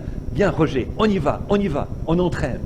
Ah puis là, bon, c'était un match, c'était dur, Roger, j'ai échoué, je crois que je vais tout laisser tomber. Non, non Roger, repose-toi, prends un peu de repos et repars. C'est le rôle du coach. Parce que le coach sait qu'il y a un potentiel dans la personne. Et même si la personne commence à douter, le coach est là pour dire, non, ne doute pas, moi je crois en toi. Vas-y, continue. Donc, c'est vraiment ma joie, mon bonheur, mon plaisir, avec les jeunes de notre église, on est aussi un bon groupe de jeunes, comme cela, eh bien c'est de dire, si vous l'acceptez, c'est volontiers que je vais vous coacher, pour que vous réussissiez professionnellement, dans vos études, dans votre travail, que vous réussissiez spirituellement, que vous réussissiez affectivement, c'est-à-dire que vous puissiez trouver le bon conjoint. En d'autres termes, que vous soyez heureux, que vous puissiez réussir matériellement aussi, parce que Dieu a promis que si on le met à la première place avec nos finances, il va bénir notre travail. Donc, juste encourager les gens comme cela. Et chacun a ses obstacles, pour telle ou telle raison. Ah mais c'est dur, je ne sais pas comment je vais surmonter cela. Mais si vous avez quelqu'un à côté de vous qui vous encourage, qui prie pour vous, qui se tient derrière vous, vous allez réussir. Regardez le Seigneur Jésus, quand il a dit à Pierre, Pierre, le diable vous a réclamé pour vous cribler comme le froment, pour vous secouer. Mais Pierre, j'ai prié pour toi. Qu'est-ce que Jésus lui a dit? Jésus lui a dit, Pierre, moi Jésus, je suis ton supporter. Tu auras des difficultés, tu auras de l'opposition, le diable va te secouer tout ce qu'il peut. Mais Pierre, moi Jésus, j'ai prié pour toi. Tu vas réussir. Vous me direz, oui, mais des fois ça ne va pas, des fois je commets des péchés, des fois je fais des fautes. Mais la Bible dit que ce même Jésus, il est ton intercesseur, il est ton défenseur, il est ton avocat. Amen. Ne sois pas là en disant, oh oui, mais je voulais être un bon chrétien, une bonne chrétienne, mais il n'y a rien qui marche. Et puis je suis tombé dans ce piège du diable, je me suis laissé tenter par ceci, tenter par cela. Non, je crois que cette vie chrétienne, l'épouse, tout ça, c'est pas pour moi. C'est trop dur, c'est trop exigeant, je n'y arriverai jamais. Des fois, on a ces sentiments-là, mais ça ne vient pas de Dieu. La Bible dit que même quand tu tombes, même quand tu fais des fautes, Jésus est là pour dire, Père, pardonne-lui. C'était pas dans son cœur vraiment d'agir mal, mais il s'est fait avoir, il s'est fait piéger, mais donne-lui encore une chance. Amen. Jésus est notre supporter. Jésus est notre coach. Jésus a dit à ses disciples, écoutez, les amis, je vais devoir vous quitter maintenant. Ma mission terrestre est terminée. Je vais devoir partir. Non, Jésus, non, mais reste avec nous. On a besoin de toi, ne nous abandonne pas. Non, il vous est avantageux que je m'en aille. C'est mieux pour vous que je parte. Mais je vous fais une promesse, je vais revenir sous une autre forme, appelée le Saint-Esprit, l'Esprit de vérité. Et le Saint-Esprit qui viendra en vous, écoutez bien ceci, il sera votre coach. Parce que le mot paraclète, qui est utilisé en grec pour parler du Saint-Esprit, ça veut dire littéralement quelqu'un qui est appelé pour venir se tenir à notre côté, pour nous aider. C'est ça que ça veut dire. C'est quelqu'un de la même nature que Jésus, donc Jésus sous une autre forme, qui vient pour se tenir à côté de nous, pour nous aider, pour nous encourager, pour nous coacher. Et c'est vrai que le Saint-Esprit, c'est mieux d'avoir le Saint-Esprit que d'avoir Jésus en chair et en os à côté de nous. Parce qu'il y avait des fois, Jésus était là physiquement, il a dit aux disciples, allez, prenez le bateau, allez de l'autre côté, je vous rejoins. Et physiquement, Jésus n'était plus à côté d'eux. Il était sur la montagne en train de prier. Mais quand tu as reçu le Saint-Esprit, tu as reçu Jésus, pas avec toi, en toi. Donc tu as le coach à l'intérieur. C'est le coach qui te dit, non mais là, ne prends pas cette direction, là tu ne vas pas réussir. Mais ça, c'est la voie à suivre. Mais c'est toi qui dois choisir. Mais je suis là pour t'encourager. Vas-y, vas-y, prends courage. Tu dois marcher encore. Continue. C'est le travail du Saint-Esprit. Et maintenant, nous devons nous coacher les uns les autres. Vos parents qui sont croyants, chrétiens, ils sont là pour vous coacher. Votre pasteur est là pour vous coacher. D'autres frères, d'autres sœurs sont là pour vous coacher. Pour les sœurs, il y a des sœurs expérimentées, plus âgées, qui sont là pour vous coacher, pour que vous grandissiez, pour être des vraies femmes de Dieu. On a tous besoin d'être coachés. Combien de frères m'ont coaché aussi, que j'étais un jeune prédicateur, mais même encore aujourd'hui. J'ai besoin des fois d'aller vers un frère et que ce frère m'encourage. Le frère me dit, allez François, continue, il y a un potentiel en toi, vas-y. Vous comprenez cela? J'aime le corps de Christ, j'aime le dire, j'aime le corps de Jésus-Christ, mondial. Parce que tout ce que Dieu était a été déversé en Christ. Tout ce que Christ était a été déversé dans l'Église, dans le corps de Christ. Donc, je n'ai pas tout, tu n'as pas tout. Mais quand on est ensemble et quand on met en commun ce que Dieu nous a donné, frères et sœurs, on a la plénitude, on a la totalité. C'est pour ça qu'on a besoin les uns des autres. Vous les jeunes, vous avez besoin les uns des autres. Nous les frères, les pasteurs, on a besoin les uns des autres. Je ne crois pas que Dieu est un Dieu de l'individualisme. Non, chacun une petite portion, on s'unit, je m'unis avec frère Alex, je m'unis avec les pasteurs qui sont ici, et on travaille ensemble pour la même cause, dans le même but. C'est préparer une épouse pour Jésus-Christ. Amen. Et là, nous sommes forts. Là, Dieu est avec nous.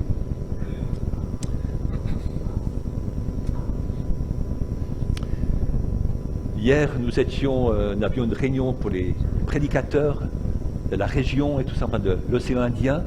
Et puis juste avant, il y a une jeune sœur, j'ai oublié son nom maintenant, qui travaille à une radio ici à l'île Maurice, qui est dans l'assemblée du pasteur Rishi, et qui a souhaité m'interviewer, juste me demander mon témoignage, comme ça. Donc on a pris un petit moment pour cela. Et puis j'ai dit, demain matin, nous aurons une réunion avec les jeunes, et j'aime beaucoup parler aux jeunes, simplement pour les encourager à prendre confiance et à faire les bons choix et tout cela, pour les coacher. Et puis elle me disait ceci, mais comment est-ce qu'ils doivent faire pour réussir leur vie? C'était une bonne question. Et puis je lui ai dit, mais c'est mettre Jésus à la première place dans leur vie. Vous êtes d'accord avec moi? Si tu veux réussir dans tous les domaines, mets Jésus à la première place. Ah mais j'aimerais bien me marier, j'aimerais bien trouver un bon garçon ou une bonne jeune fille et tout cela, mais si tu cherches toi-même, tu risques de te tromper. Mais si tu dis, Seigneur, toi tu connais le conjoint qui est compatible avec moi, où les deux peuvent vraiment devenir un. Toi tu sais. Moi je regarde peut-être à l'apparence extérieure, à ceci ou cela, mais je peux me tromper. Mais toi Seigneur, tu ne te trompes jamais. Donc quand tu mets Jésus à la première place et que tu lui demandes conseil dans tes choix et que lui t'inspire, lui ne se trompe jamais. Et pour glorifier le Seigneur, j'aimerais dire ceci. J'ai donné mon cœur au Seigneur Jésus dans une église pentecôtiste, j'avais 8 ans et demi. J'ai entendu parler qu'il y avait quelqu'un, quelque part, qui m'aimait. J'avais besoin d'amour.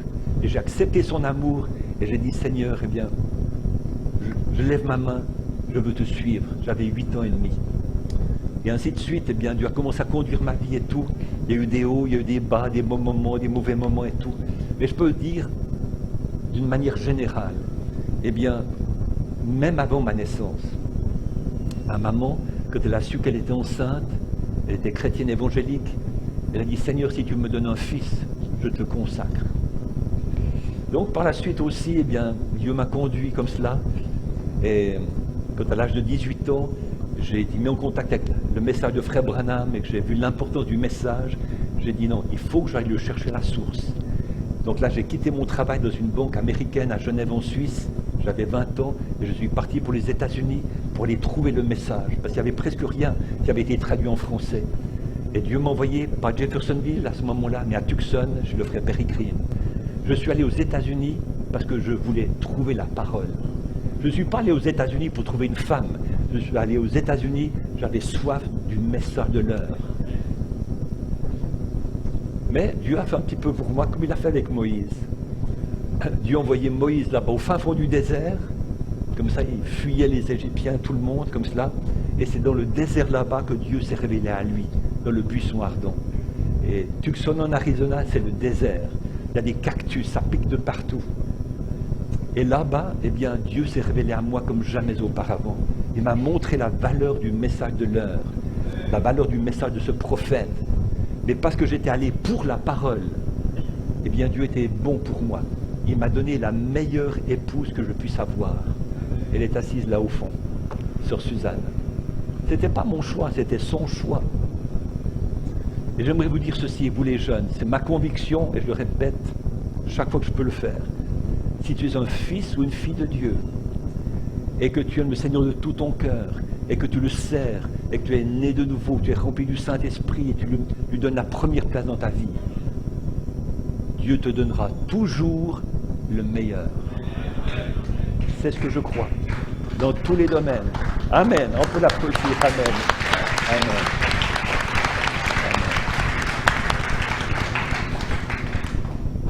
Et de proclamer cela, de confesser cela, ça m'aide à traverser les moments difficiles. Je dis, Dieu m'a donné les meilleurs enfants, les meilleures filles qu'il puisse me donner. Et actuellement, sur 4, il y en a 2 qui viennent à l'église, 2 qui ne viennent plus à l'église. Mais Dieu m'a donné les meilleures filles.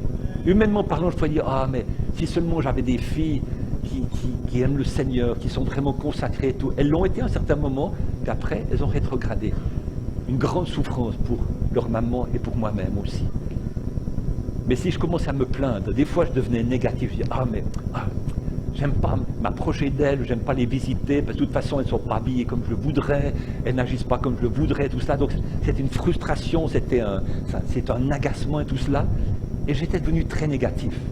Mais en étant comme ça, je ne peux rien faire de bien. Je ne veux même pas les aider. Et après, quand Dieu m'a dit, mais non, je suis un bon père, et tu demandes quelque chose, je te donnerai toujours le meilleur.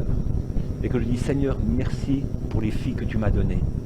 Même si elles sont rétrogrades, je te remercie pour elles. Je vais vous dire une chose, Dieu les a utilisées bien des fois pour m'inspirer, pour que j'arrive à mieux comprendre la parole de Dieu, la Bible et le message. Donc Dieu les a utilisées dans leur comportement pour ouvrir mes yeux sur des réalités bibliques. Donc, le fait qu'elles soient comme ceci ou comme cela, ça m'a aidé dans le ministère, dans le pastorat. J'ai appris beaucoup de choses au travers de ma famille. Et il y a quelques années en arrière aussi, j'avais bien des années d'expérience dans le ministère, la parole, le message et tout.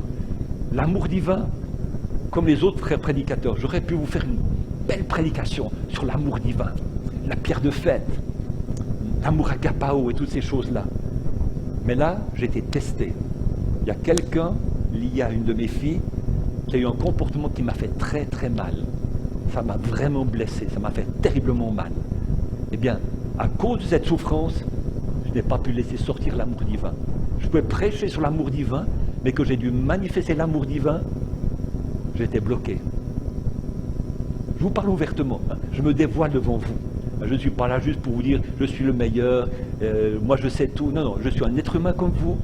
J'ai mes combats, j'ai mes difficultés, j'ai mes épreuves et je dois triompher de moi-même. Eh bien là, je savais, il fallait que je pardonne, je n'arrivais pas. Il fallait que j'aime malgré la souffrance, je n'arrivais pas. Et ça a pris à Dieu 3 mois pour me briser, pour m'écraser, pour m'humilier. Et après 3 mois, eh bien, Dieu m'a aidé à triompher de moi-même. Et après 3 mois, j'ai pu dire à la personne qui m'avait tellement fait mal, je vous pardonne et je vous aime. Sans hypocrisie. Et depuis ce moment-là, parce que mon attitude a changé, mon comportement a changé, eh bien, cette personne a aussi changé à mon égard. Et nous sommes devenus de bons amis. Cette personne a beaucoup de respect, d'estime pour moi. on s'apprécie mutuellement et tout cela, on se fait du bien, plutôt que d'être des ennemis et tout cela. Mais Dieu devait me changer, moi le prédicateur, moi le frère François, moi le traducteur du message. J'avais la théologie, mais pour manifester la vie du message, ça ne suffisait pas. Il fallait que Dieu me brise ma croûte, ma coquille, mon enveloppe, qui est humaine, comme ça, ma fierté. Dieu a dû casser ça, pour qu'après, la vie du Saint-Esprit puisse sortir de moi. Et je peux vous dire ce matin, je suis un homme libre, je suis un homme heureux, je me sens bien, et je peux être bien avec des gens qui ne croient pas comme moi, je peux les fréquenter, je peux avoir de bonnes relations avec les gens qui ne voient pas comme moi. Dieu m'a libéré de mon carcan, de mes œillères comme cela. Je sais ce que je crois, j'ai mes convictions, je ne fais pas de compromis, mais je peux accepter les autres. Je peux aller vers les autres. Je peux être sympathique avec les autres, je peux servir les autres, même s'ils ne croient pas du tout comme moi. Il y a quelque chose qui s'est passé à l'intérieur. Et je dis merci Seigneur pour cela. Donc, nous sommes prédestinés à réussir. Vous êtes jeunes. Maintenant, encore une fois, la vie est devant vous. Moi, j'ai 68 ans. Gentiment, j'arrive en bout de course. Et quand je regarde en arrière, je dis, mais Seigneur, qu'est-ce que j'ai fait de ma vie? Seigneur, est-ce que tu as été glorifié par ma vie ou bien pas? Eh bien, je peux vous dire que par la grâce de Dieu, je peux dire, Seigneur, merci. Ma vie de 68 ans n'a pas été vaine. Tu as pu m'utiliser et te servir de moi pour aider d'autres personnes. Dis, Seigneur, je ne demande pas plus que cela. Je veux juste savoir que ma présence sur la terre a pu servir à quelque chose, a pu servir à te glorifier, a pu servir à te manifester. C'est tout ce que je demande. Je ne veux pas la gloire, je ne veux pas la richesse, je ne veux pas la popularité, je veux pas... Non, je veux juste savoir, Seigneur, est-ce que ma vie t'a été agréable? Est-ce que ma vie a servi à quelque chose? Ça, c'est ma joie, ça, c'est mon privilège. De dire, bien Seigneur, moi j'y suis pour rien, j'ai aucune gloire personnelle, mais tu as pu m'utiliser pour bénir des milliers de personnes. Juste, vous savez, avec les traductions du message de Frère Branham, il y a des centaines de milliers de francophones qui en bénéficient. Je ne suis pas leur pasteur. Moi, j'ai une petite église d'une centaine de personnes. Mais il y a des centaines de milliers de personnes, spécialement en Afrique, qui écoutent cette voix, qui ne comprennent pas l'anglais, et sont heureux d'avoir une traduction en français, qu'ils peuvent écouter pour être nourris, être fortifiés. Donc, ça me donne une raison d'être. Ça ne fait pas moi de quelqu'un de spécial ou d'important. Je suis un frère parmi les frères. Il n'y a pas des grands, il n'y a pas des petits. Nous sommes tous des petits. Je suis un petit. Mon défi, je vais vous dire mon défi, hein, à 68 ans, mon défi, eh bien, c'est de descendre, c'est pas de monter. La chose la plus difficile pour moi, c'est de me faire petit. Pas de devenir grand. Ça, c'est relativement facile. Mais de dire, Seigneur, je veux rester petit pour que toi, tu sois grand. Grand en moi, Seigneur. Tu prennes toute la place. Ça, c'est mon défi. Mes problèmes ne sont pas avec l'extérieur. J'ai des problèmes avec mon plus grand ennemi. Il faut que je triomphe de lui. Donc ne vois pas les problèmes ou les gens à l'extérieur qui te veulent du mal. Oublie tout cela. Il faut que tu triomphes de toi-même. Des fois, tu auras envie de te battre, tu auras envie de te mettre en colère. Non, tu dois triompher de toi-même. Seigneur, je te remets ce problème. C'est à toi de t'en occuper. Seigneur, je pardonne. Seigneur, bénis cette personne. Elle m'a fait du mal, mais bénis-la quand même. Tout ça. Tu triomphes de toi-même. Des fois, tu es impatient. Tout ça. Non, tu triomphes de toi-même, Seigneur, quand tu voudras, en ton temps, Seigneur. Là, tu triomphes de toi-même. Et Frère Branham a dit, dans le message, humilie-toi, que la personne vraiment qui a réussi, c'est la personne qui peut triompher d'elle-même.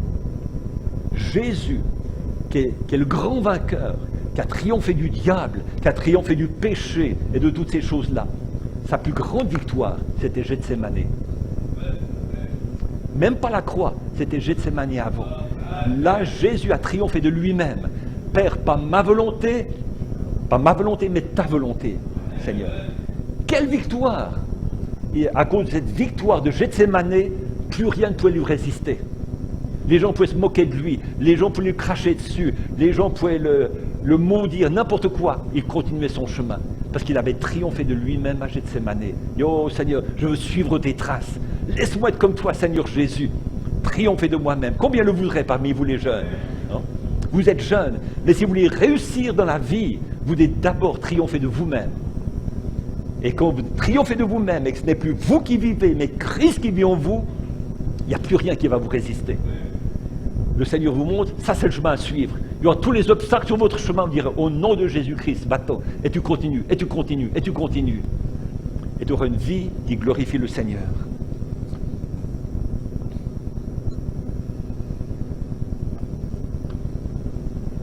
Je crois qu'on va s'arrêter là. Qu'est-ce que vous en pensez? Vous avez été vraiment très agréable à prêcher.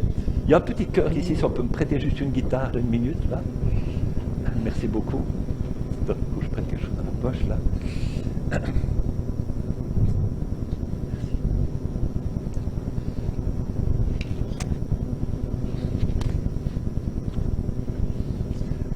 C'est un petit chœur que j'ai entendu en anglais et que j'ai traduit en français. Peut-être vous l'avez déjà entendu, mais j'aime bien le chanter parce que c'est tout simple. Mais ça dit ceci: c'est si bon de marcher avec Jésus. C'est si bon de marcher avec lui. C'est si bon d'être testé, nettoyé et purifié. C'est si bon de marcher avec le Seigneur. Vous l'avez là-dessus? Ah, c'est magnifique. Peut-être qu'on l'a déjà eu chanté ces fois précédentes, peut-être. Très bien. C'est si bon de marcher avec Jésus. C'est si bon de marcher avec lui. C'est si bon d'être testé, nettoyé, purifié. C'est si bon de marcher avec le Seigneur. Levons-nous. C'est si bon de marcher avec Jésus. C'est si bon de marcher avec lui. C'est si bon et purifié. C'est si bon de marcher avec le Seigneur. C'est si bon de marcher avec Jésus. C'est si bon de marcher avec lui. C'est si bon d'être testé, nettoyé, purifié. C'est si bon de marcher avec le Seigneur. Donc on va prier tout à l'heure, mais peut-être avant de prier, il y a un petit peu de place ici, c'est une belle grande salle. Vous seriez d'accord? Si vous le voulez, moi je vais simplement faire le tour de la salle tout en chantant comme cela.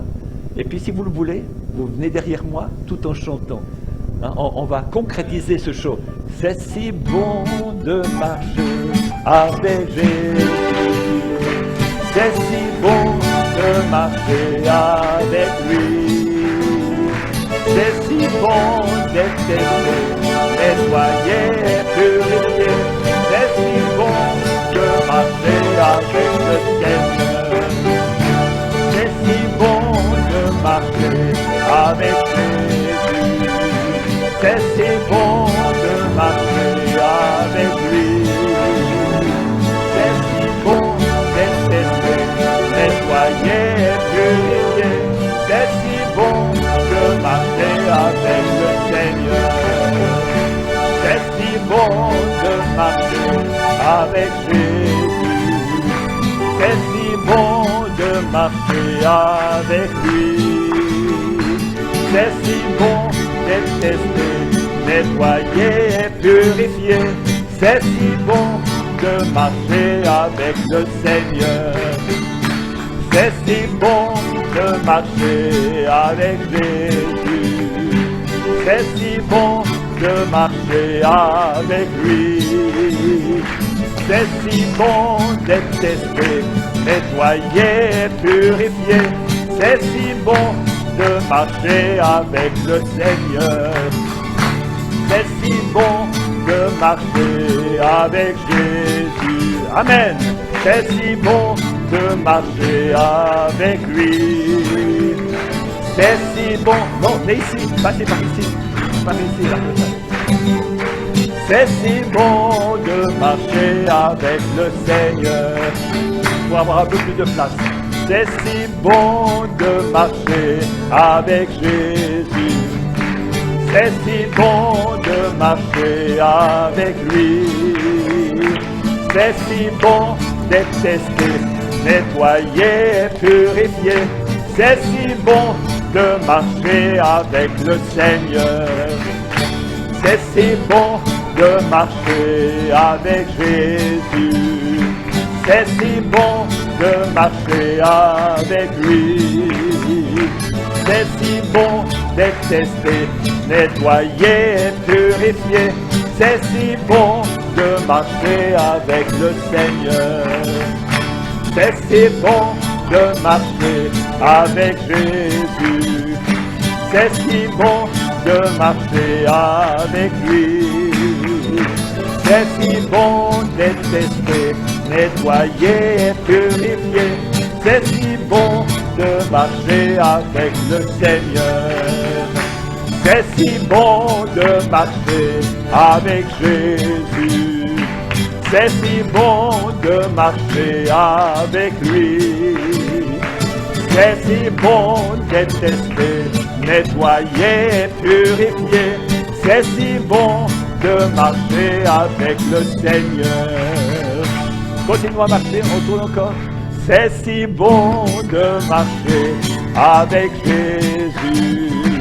C'est si bon de marcher avec lui. C'est si bon d'être testé, nettoyé, purifié. C'est si bon de marcher avec le Seigneur. C'est si bon de marcher avec Jésus. C'est si bon de marcher avec lui. C'est si bon d'être testé, nettoyé, purifié. C'est si bon de marcher avec le Seigneur. Chantez plus fort encore, chantez. C'est si bon de marcher avec Jésus. C'est si bon de marcher avec lui. C'est si bon d'être testé, nettoyé, purifié. C'est si bon de marcher avec le Seigneur. C'est si bon de marcher avec Jésus. C'est si bon de marcher avec lui. C'est si bon d'être testé, nettoyé, purifié. C'est si bon de marcher avec le Seigneur. C'est si bon de marcher avec Jésus. C'est si bon de marcher avec lui. C'est si bon d'être testé, nettoyé, purifié. C'est si bon de marcher avec le Seigneur. Amen. Alléluia. Amen. Est-ce qu'on peut lever nos mains vers lui? Amen. Remercions-le, élevons nos voix vers lui. Seigneur bien-aimé, vraiment c'est bon de marcher avec toi. Amen. Seigneur, quelle grâce, Seigneur, de te connaître personnellement. Tu n'es plus un Dieu inconnu pour nous, tu es devenu un Dieu personnel. Seigneur, tu t'es révélé à nous, tu t'es dévoilé devant nous. Et Seigneur, nous pouvons maintenant te connaître tel que tu es. Seigneur, aide-nous à devenir toujours plus comme toi, Seigneur. Transforme-nous, change-nous, Seigneur. Aide-nous à te faire confiance, Seigneur. Seigneur, nous avons entendu ce matin que tu nous as prédestinés à réussir. Seigneur, c'est dans ta parole. Seigneur, tu nous dis encore, confiez-vous en l'Éternel, votre Dieu, et vous serez affermis. Confiez-vous en ses prophètes, et vous prospérerez. Seigneur, c'est ce que je crois, c'est ce que tu as fait dans ma vie. Fais-le aussi dans la vie de ces bien-aimés, de ces jeunes qui sont ici. Seigneur, ils se confient en toi et tu les affermis. Seigneur, ils croient dans tes prophètes et spécialement ton prophète pour notre temps. Et tu les affermis et tu les fais prospérer. Oh Dieu, combien tu es merveilleux. Seigneur, je te prie pour chacun d'entre eux. Seigneur, tu connais leurs désirs, tu connais leurs projets, tu connais leurs rêves, Seigneur. Seigneur, la vie qui est devant eux, la vie qu'il leur reste à vivre avant ton retour, ils aimeraient la réussir pour ta gloire. Ils aimeraient marcher avec toi, Seigneur, être des témoins pour toi, en tout lieu, en toute situation. Seigneur, eh bien, assiste-les, coach-les, Seigneur, afin que le potentiel que tu as mis en eux puisse être développé, puisse être manifesté, Seigneur, pour ta gloire, afin qu'ils sachent et que les gens voient, tu as vraiment des fils et des filles de Dieu sur la terre. Nous sommes dans le temps de la manifestation des fils et des filles de Dieu. Gloire à toi pour cela, Père. Seigneur, nous nous remettons tous entre tes mains. Merci de bénir cette journée, de bénir la réunion de cet après-midi et de demain matin. Bénis chaque église représentée, bénis tous les pasteurs, tous les prédicateurs, tous tes serviteurs. Seigneur, nous sommes tous à ton service. Nous voulons être des ouvriers avec toi, Seigneur. Travailler dans ton champ, dans ta moisson, Seigneur. Oh Dieu, aide-nous tous. Nous nous livrons entre tes mains, nous nous abandonnons entre tes mains. Seigneur, utilise-nous pour ta gloire. C'est notre prière au nom du Seigneur Jésus-Christ. Amen. Amen. Gloire à Dieu. Que Dieu vous bénisse. Amen. Merci Seigneur. Amen. Gloire à Dieu. Gloire à Dieu. Amen. Merci Seigneur. Amen. Alors je ne sais pas quel est le frère qui va juste terminer comme cela. Que Dieu vous bénisse. C'est un plaisir d'être avec vous ce matin. Et bon courage à tous et bonne réussite à tous. Je vous fais tous mes vœux. Amen. Amen. Que Dieu te bénisse. Amen. Bonne réussite. Amen. Amen. Peut-être qu'on pourrait juste se serrer la main les uns les autres.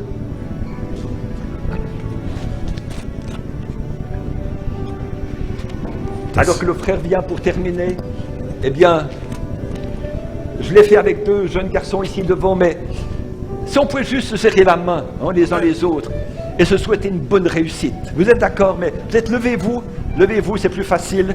Comme ça, vous tournez à gauche, à droite et tu dis bonne réussite, bonne réussite, bonne réussite. Amen. Ça va marcher. On va y arriver. Amen. Que Dieu te bénisse. Bonne réussite, bonne réussite, bonne réussite, bonne réussite, bonne réussite, bonne réussite, bonne réussite, bonne réussite, bonne réussite, bonne réussite, bonne réussite. Ça va marcher. On continue. Bonne réussite. J'aimerais vous serrer la main à tous. Peut-être je vais me mettre à l'entrée. J'aimerais vous toucher la main à tous. Vous souhaitez la bénédiction du Seigneur. Vous souhaitez de réussir dans tout ce que vous entreprenez pour sa gloire. C'est mon désir. Je vous aime de tout mon cœur. Je veux que vous puissiez réussir. Vous soyez heureux dans votre marche avec le Seigneur Jésus. C'est ce que je vis et c'est ce que j'aimerais partager avec chacun. Que Dieu vous bénisse. Amen. Amen. Merci. Wow. Laissez-nous applaudir le frère, s'il vous plaît. Très fort. Quel message glorieux. Amen. Quel message glorieux ce matin. Plus fort que ça, plus fort que ça. Amen. Alléluia. De se prendre ce chant. Suis. Quand le frère peut prêcher, on a réalisé comment nous précieux à ses yeux ce matin. Comment nous précieux à ses yeux. De se prendre ce chant ensemble. Suis précieux à tes yeux.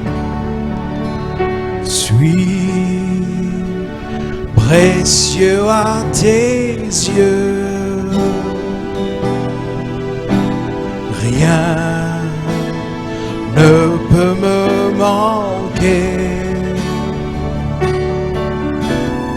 Et ma raison de vivre, c'est de t'adorer, car tu m'as racheté. Suis précieux à tes yeux. Suis précieux à tes yeux. Lève ta main là-haut. Suis précieux à tes yeux.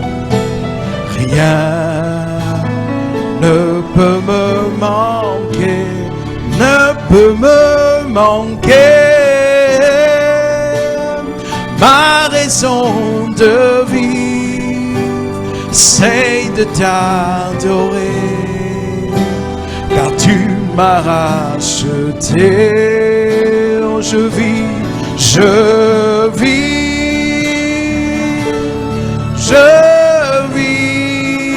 dans le plan parfait, dans le plan parfait de Dieu. Et c'est lui qui me conduit. Il a dit, il est écrit, il est le chemin, la vérité, la vie. Encore une fois, de tout notre cœur, suis précieux à tes yeux. Suis précieux à tes yeux. Vous êtes précieux à ses yeux. Rien ne peut me manquer. Et ma raison de vivre, et ma raison de vivre, c'est de t'adorer, car tu m'as racheté. Je suis précieux à tes yeux. Je suis précieux à tes yeux, précieux à tes yeux. Rien ne peut me manquer, ne peut me manquer. Ma raison de vivre, c'est de t'adorer, car tu m'as racheté. Oh, je vis, je vis, je vis dans le plan parfait de Dieu, et c'est lui qui me conduit. Il l'a dit, il est écrit,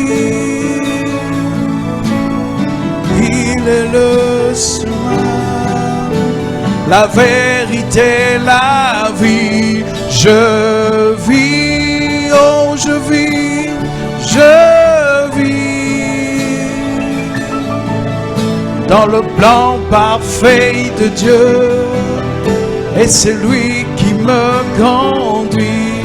Il a dit, il est écrit, il est le chemin, la vérité, la vie. Amen. Nous prenons un dernier chant. Ce chant dit à nous: Seigneur, tu es si précieux pour moi. Laisse-nous prendre ce chant. Seigneur, tu es si précieux pour moi. Seigneur, tu es si précieux pour moi, et je t'aime.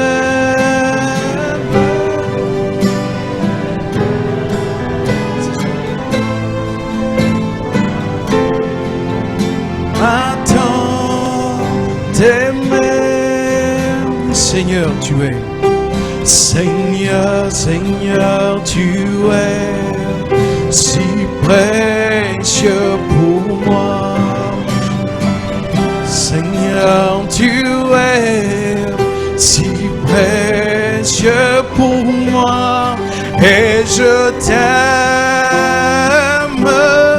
Oui, je t'aime,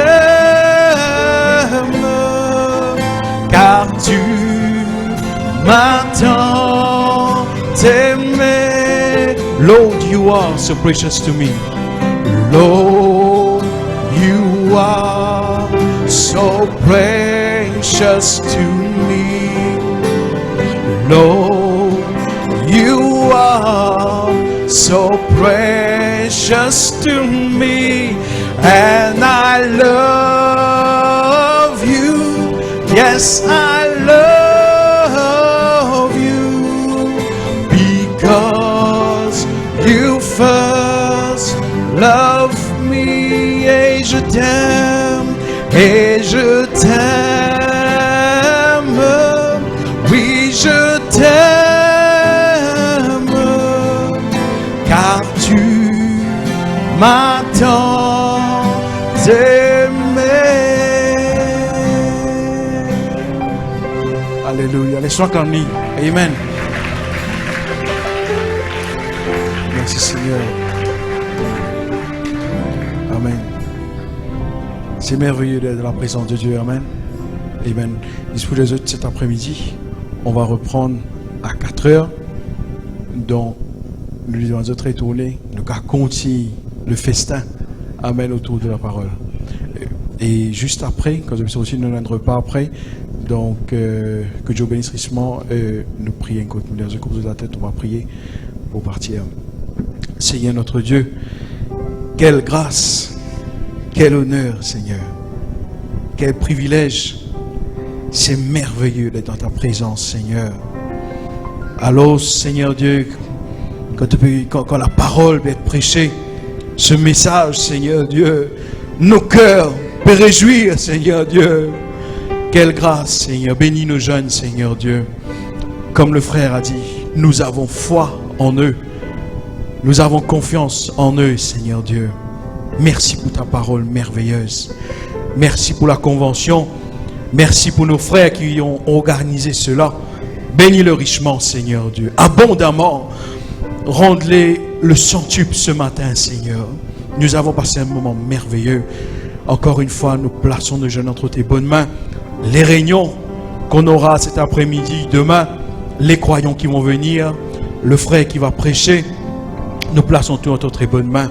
Nous te demandons aussi de bien vouloir bénir la nourriture qu'on aura après cette nourriture spirituelle. On va prendre une nourriture physique, Seigneur Dieu. Bénis cette nourriture, Seigneur. Nous sommes très heureux ce matin. Nous sommes heureux, Seigneur. Nous voulons te dire merci. Et comme nous avons chanté, tu es précieux pour nous. Et nous t'aimons de tout notre cœur, Seigneur Dieu. Bénis encore une fois le frère Alex, le frère François qui est venu.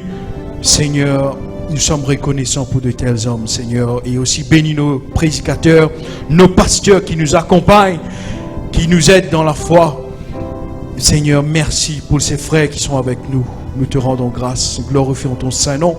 Alors ce que nous portons, Seigneur Dieu, sois avec nous.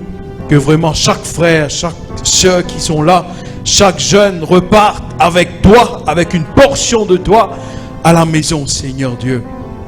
Alors ce que tu nous as parlé, nous te demandons de bien vouloir être avec nous. Continue d'être avec nous.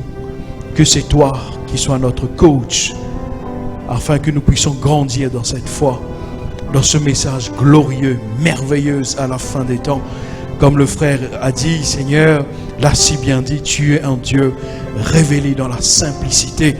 Merci, Seigneur Dieu.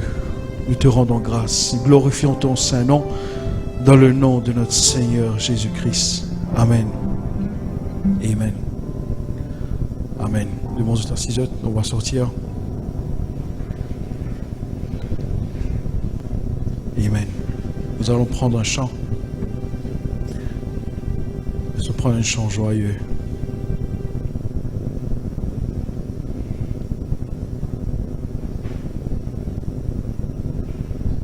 Est-ce qu'ils êtes contents ce matin? Vous êtes heureux ce matin? Amen. Pas oublier que vous êtes sortis. Saluez tout le monde. Ceux qui l'ont organisé surtout. Saluez les bonnes frères, les bonnes sœurs, même d'une autre église. Et que le Seigneur vous bénisse richement. Amen. Nous allons prendre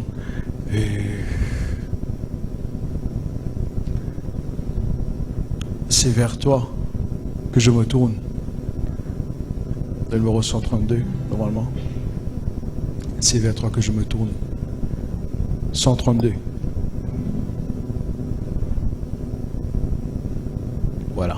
C'est dormi. C'est vers toi que je me tourne. Je veux marcher dans tes voies. J'élève mes mains pour te rencontrer. Mon cœur désire te chanter pour bénir et célébrer. Pour bénir et célébrer ton saint nom, car tu es fidèle et bon. Laissez-moi prendre ce chant de tous nous les cœurs. Seigneur, oh Seigneur, je veux te donner, te donner. Seigneur, oh Seigneur, vie à jamais. Mes yeux contemplent ta gloire. Alors, ta vie ranime ma foi. Vie ranime ma foi. Ta paix et ta joie. Ta paix et ta joie. Inonde mon cœur. Inonde mon cœur. Toi seul fais tout mon bonheur. Je veux proclamer que tu es celui qui chaque jour nous bénit. Oh Seigneur, Seigneur, oh Seigneur, je veux partager,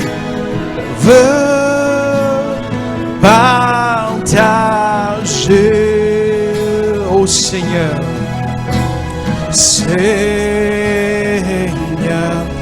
oh Seigneur, ton éternel. Encore une fois, Seigneur, Seigneur, je veux partager. Seigneur, oh Seigneur, je veux partager.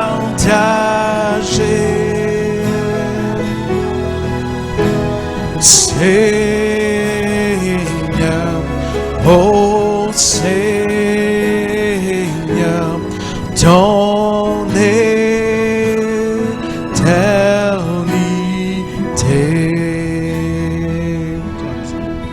Amen. Je commence aussi. On demande au frère Mario, viens.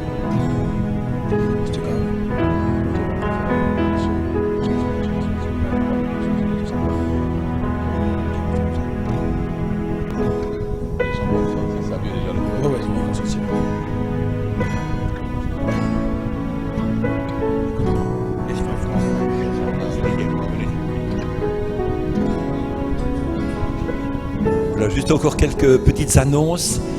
Le frère Richie disait ceci, donc on va, je crois, manger ensemble. Je ne connais pas tout à fait le programme, mais je crois qu'il y a la nourriture qui est préparée pour nous, mais on vous encourage de saisir cette occasion pour faire connaissance avec d'autres jeunes. Hein. Donc ne restez pas simplement avec ceux avec lesquels vous êtes le plus proche, mais profitez de dire, mais tiens, ce jeune je l'ai jamais vu, ou il est peut-être d'une autre église, mais allez les uns vers les autres, comme ça.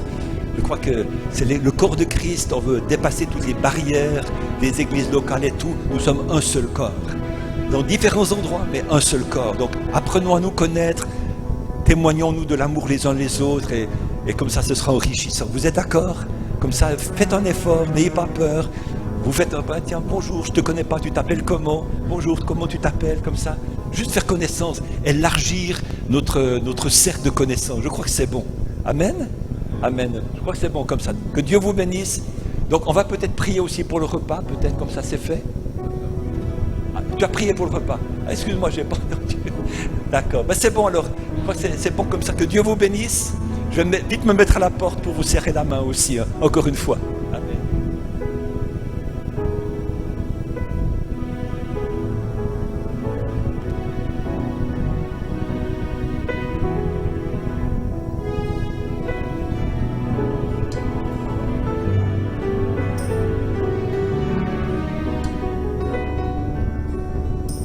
C'est au cœur du monde que je marche, que je vis. De ce même cœur où j'étais, Dieu m'a pris. Je me souviens de ce jour où il m'a sauvé. Je voulais alors le crier au monde entier, au cœur du monde,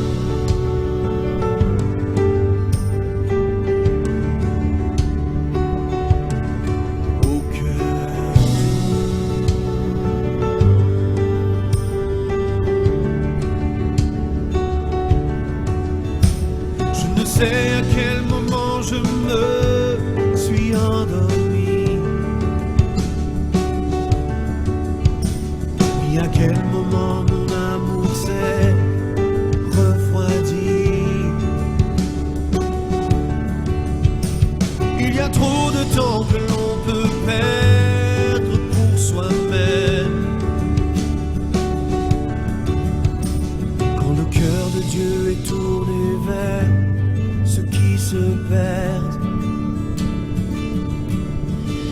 cœur du monde.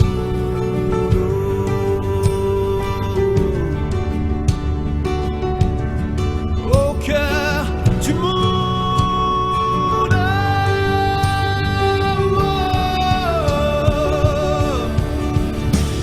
Il m'a dit qu'il avait seulement commencé de faire,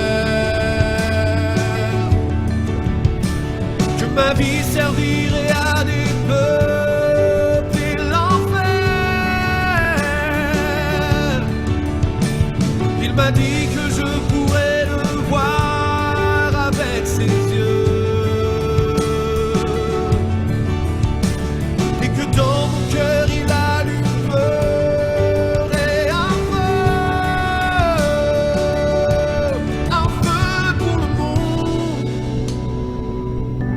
un feu pour le monde,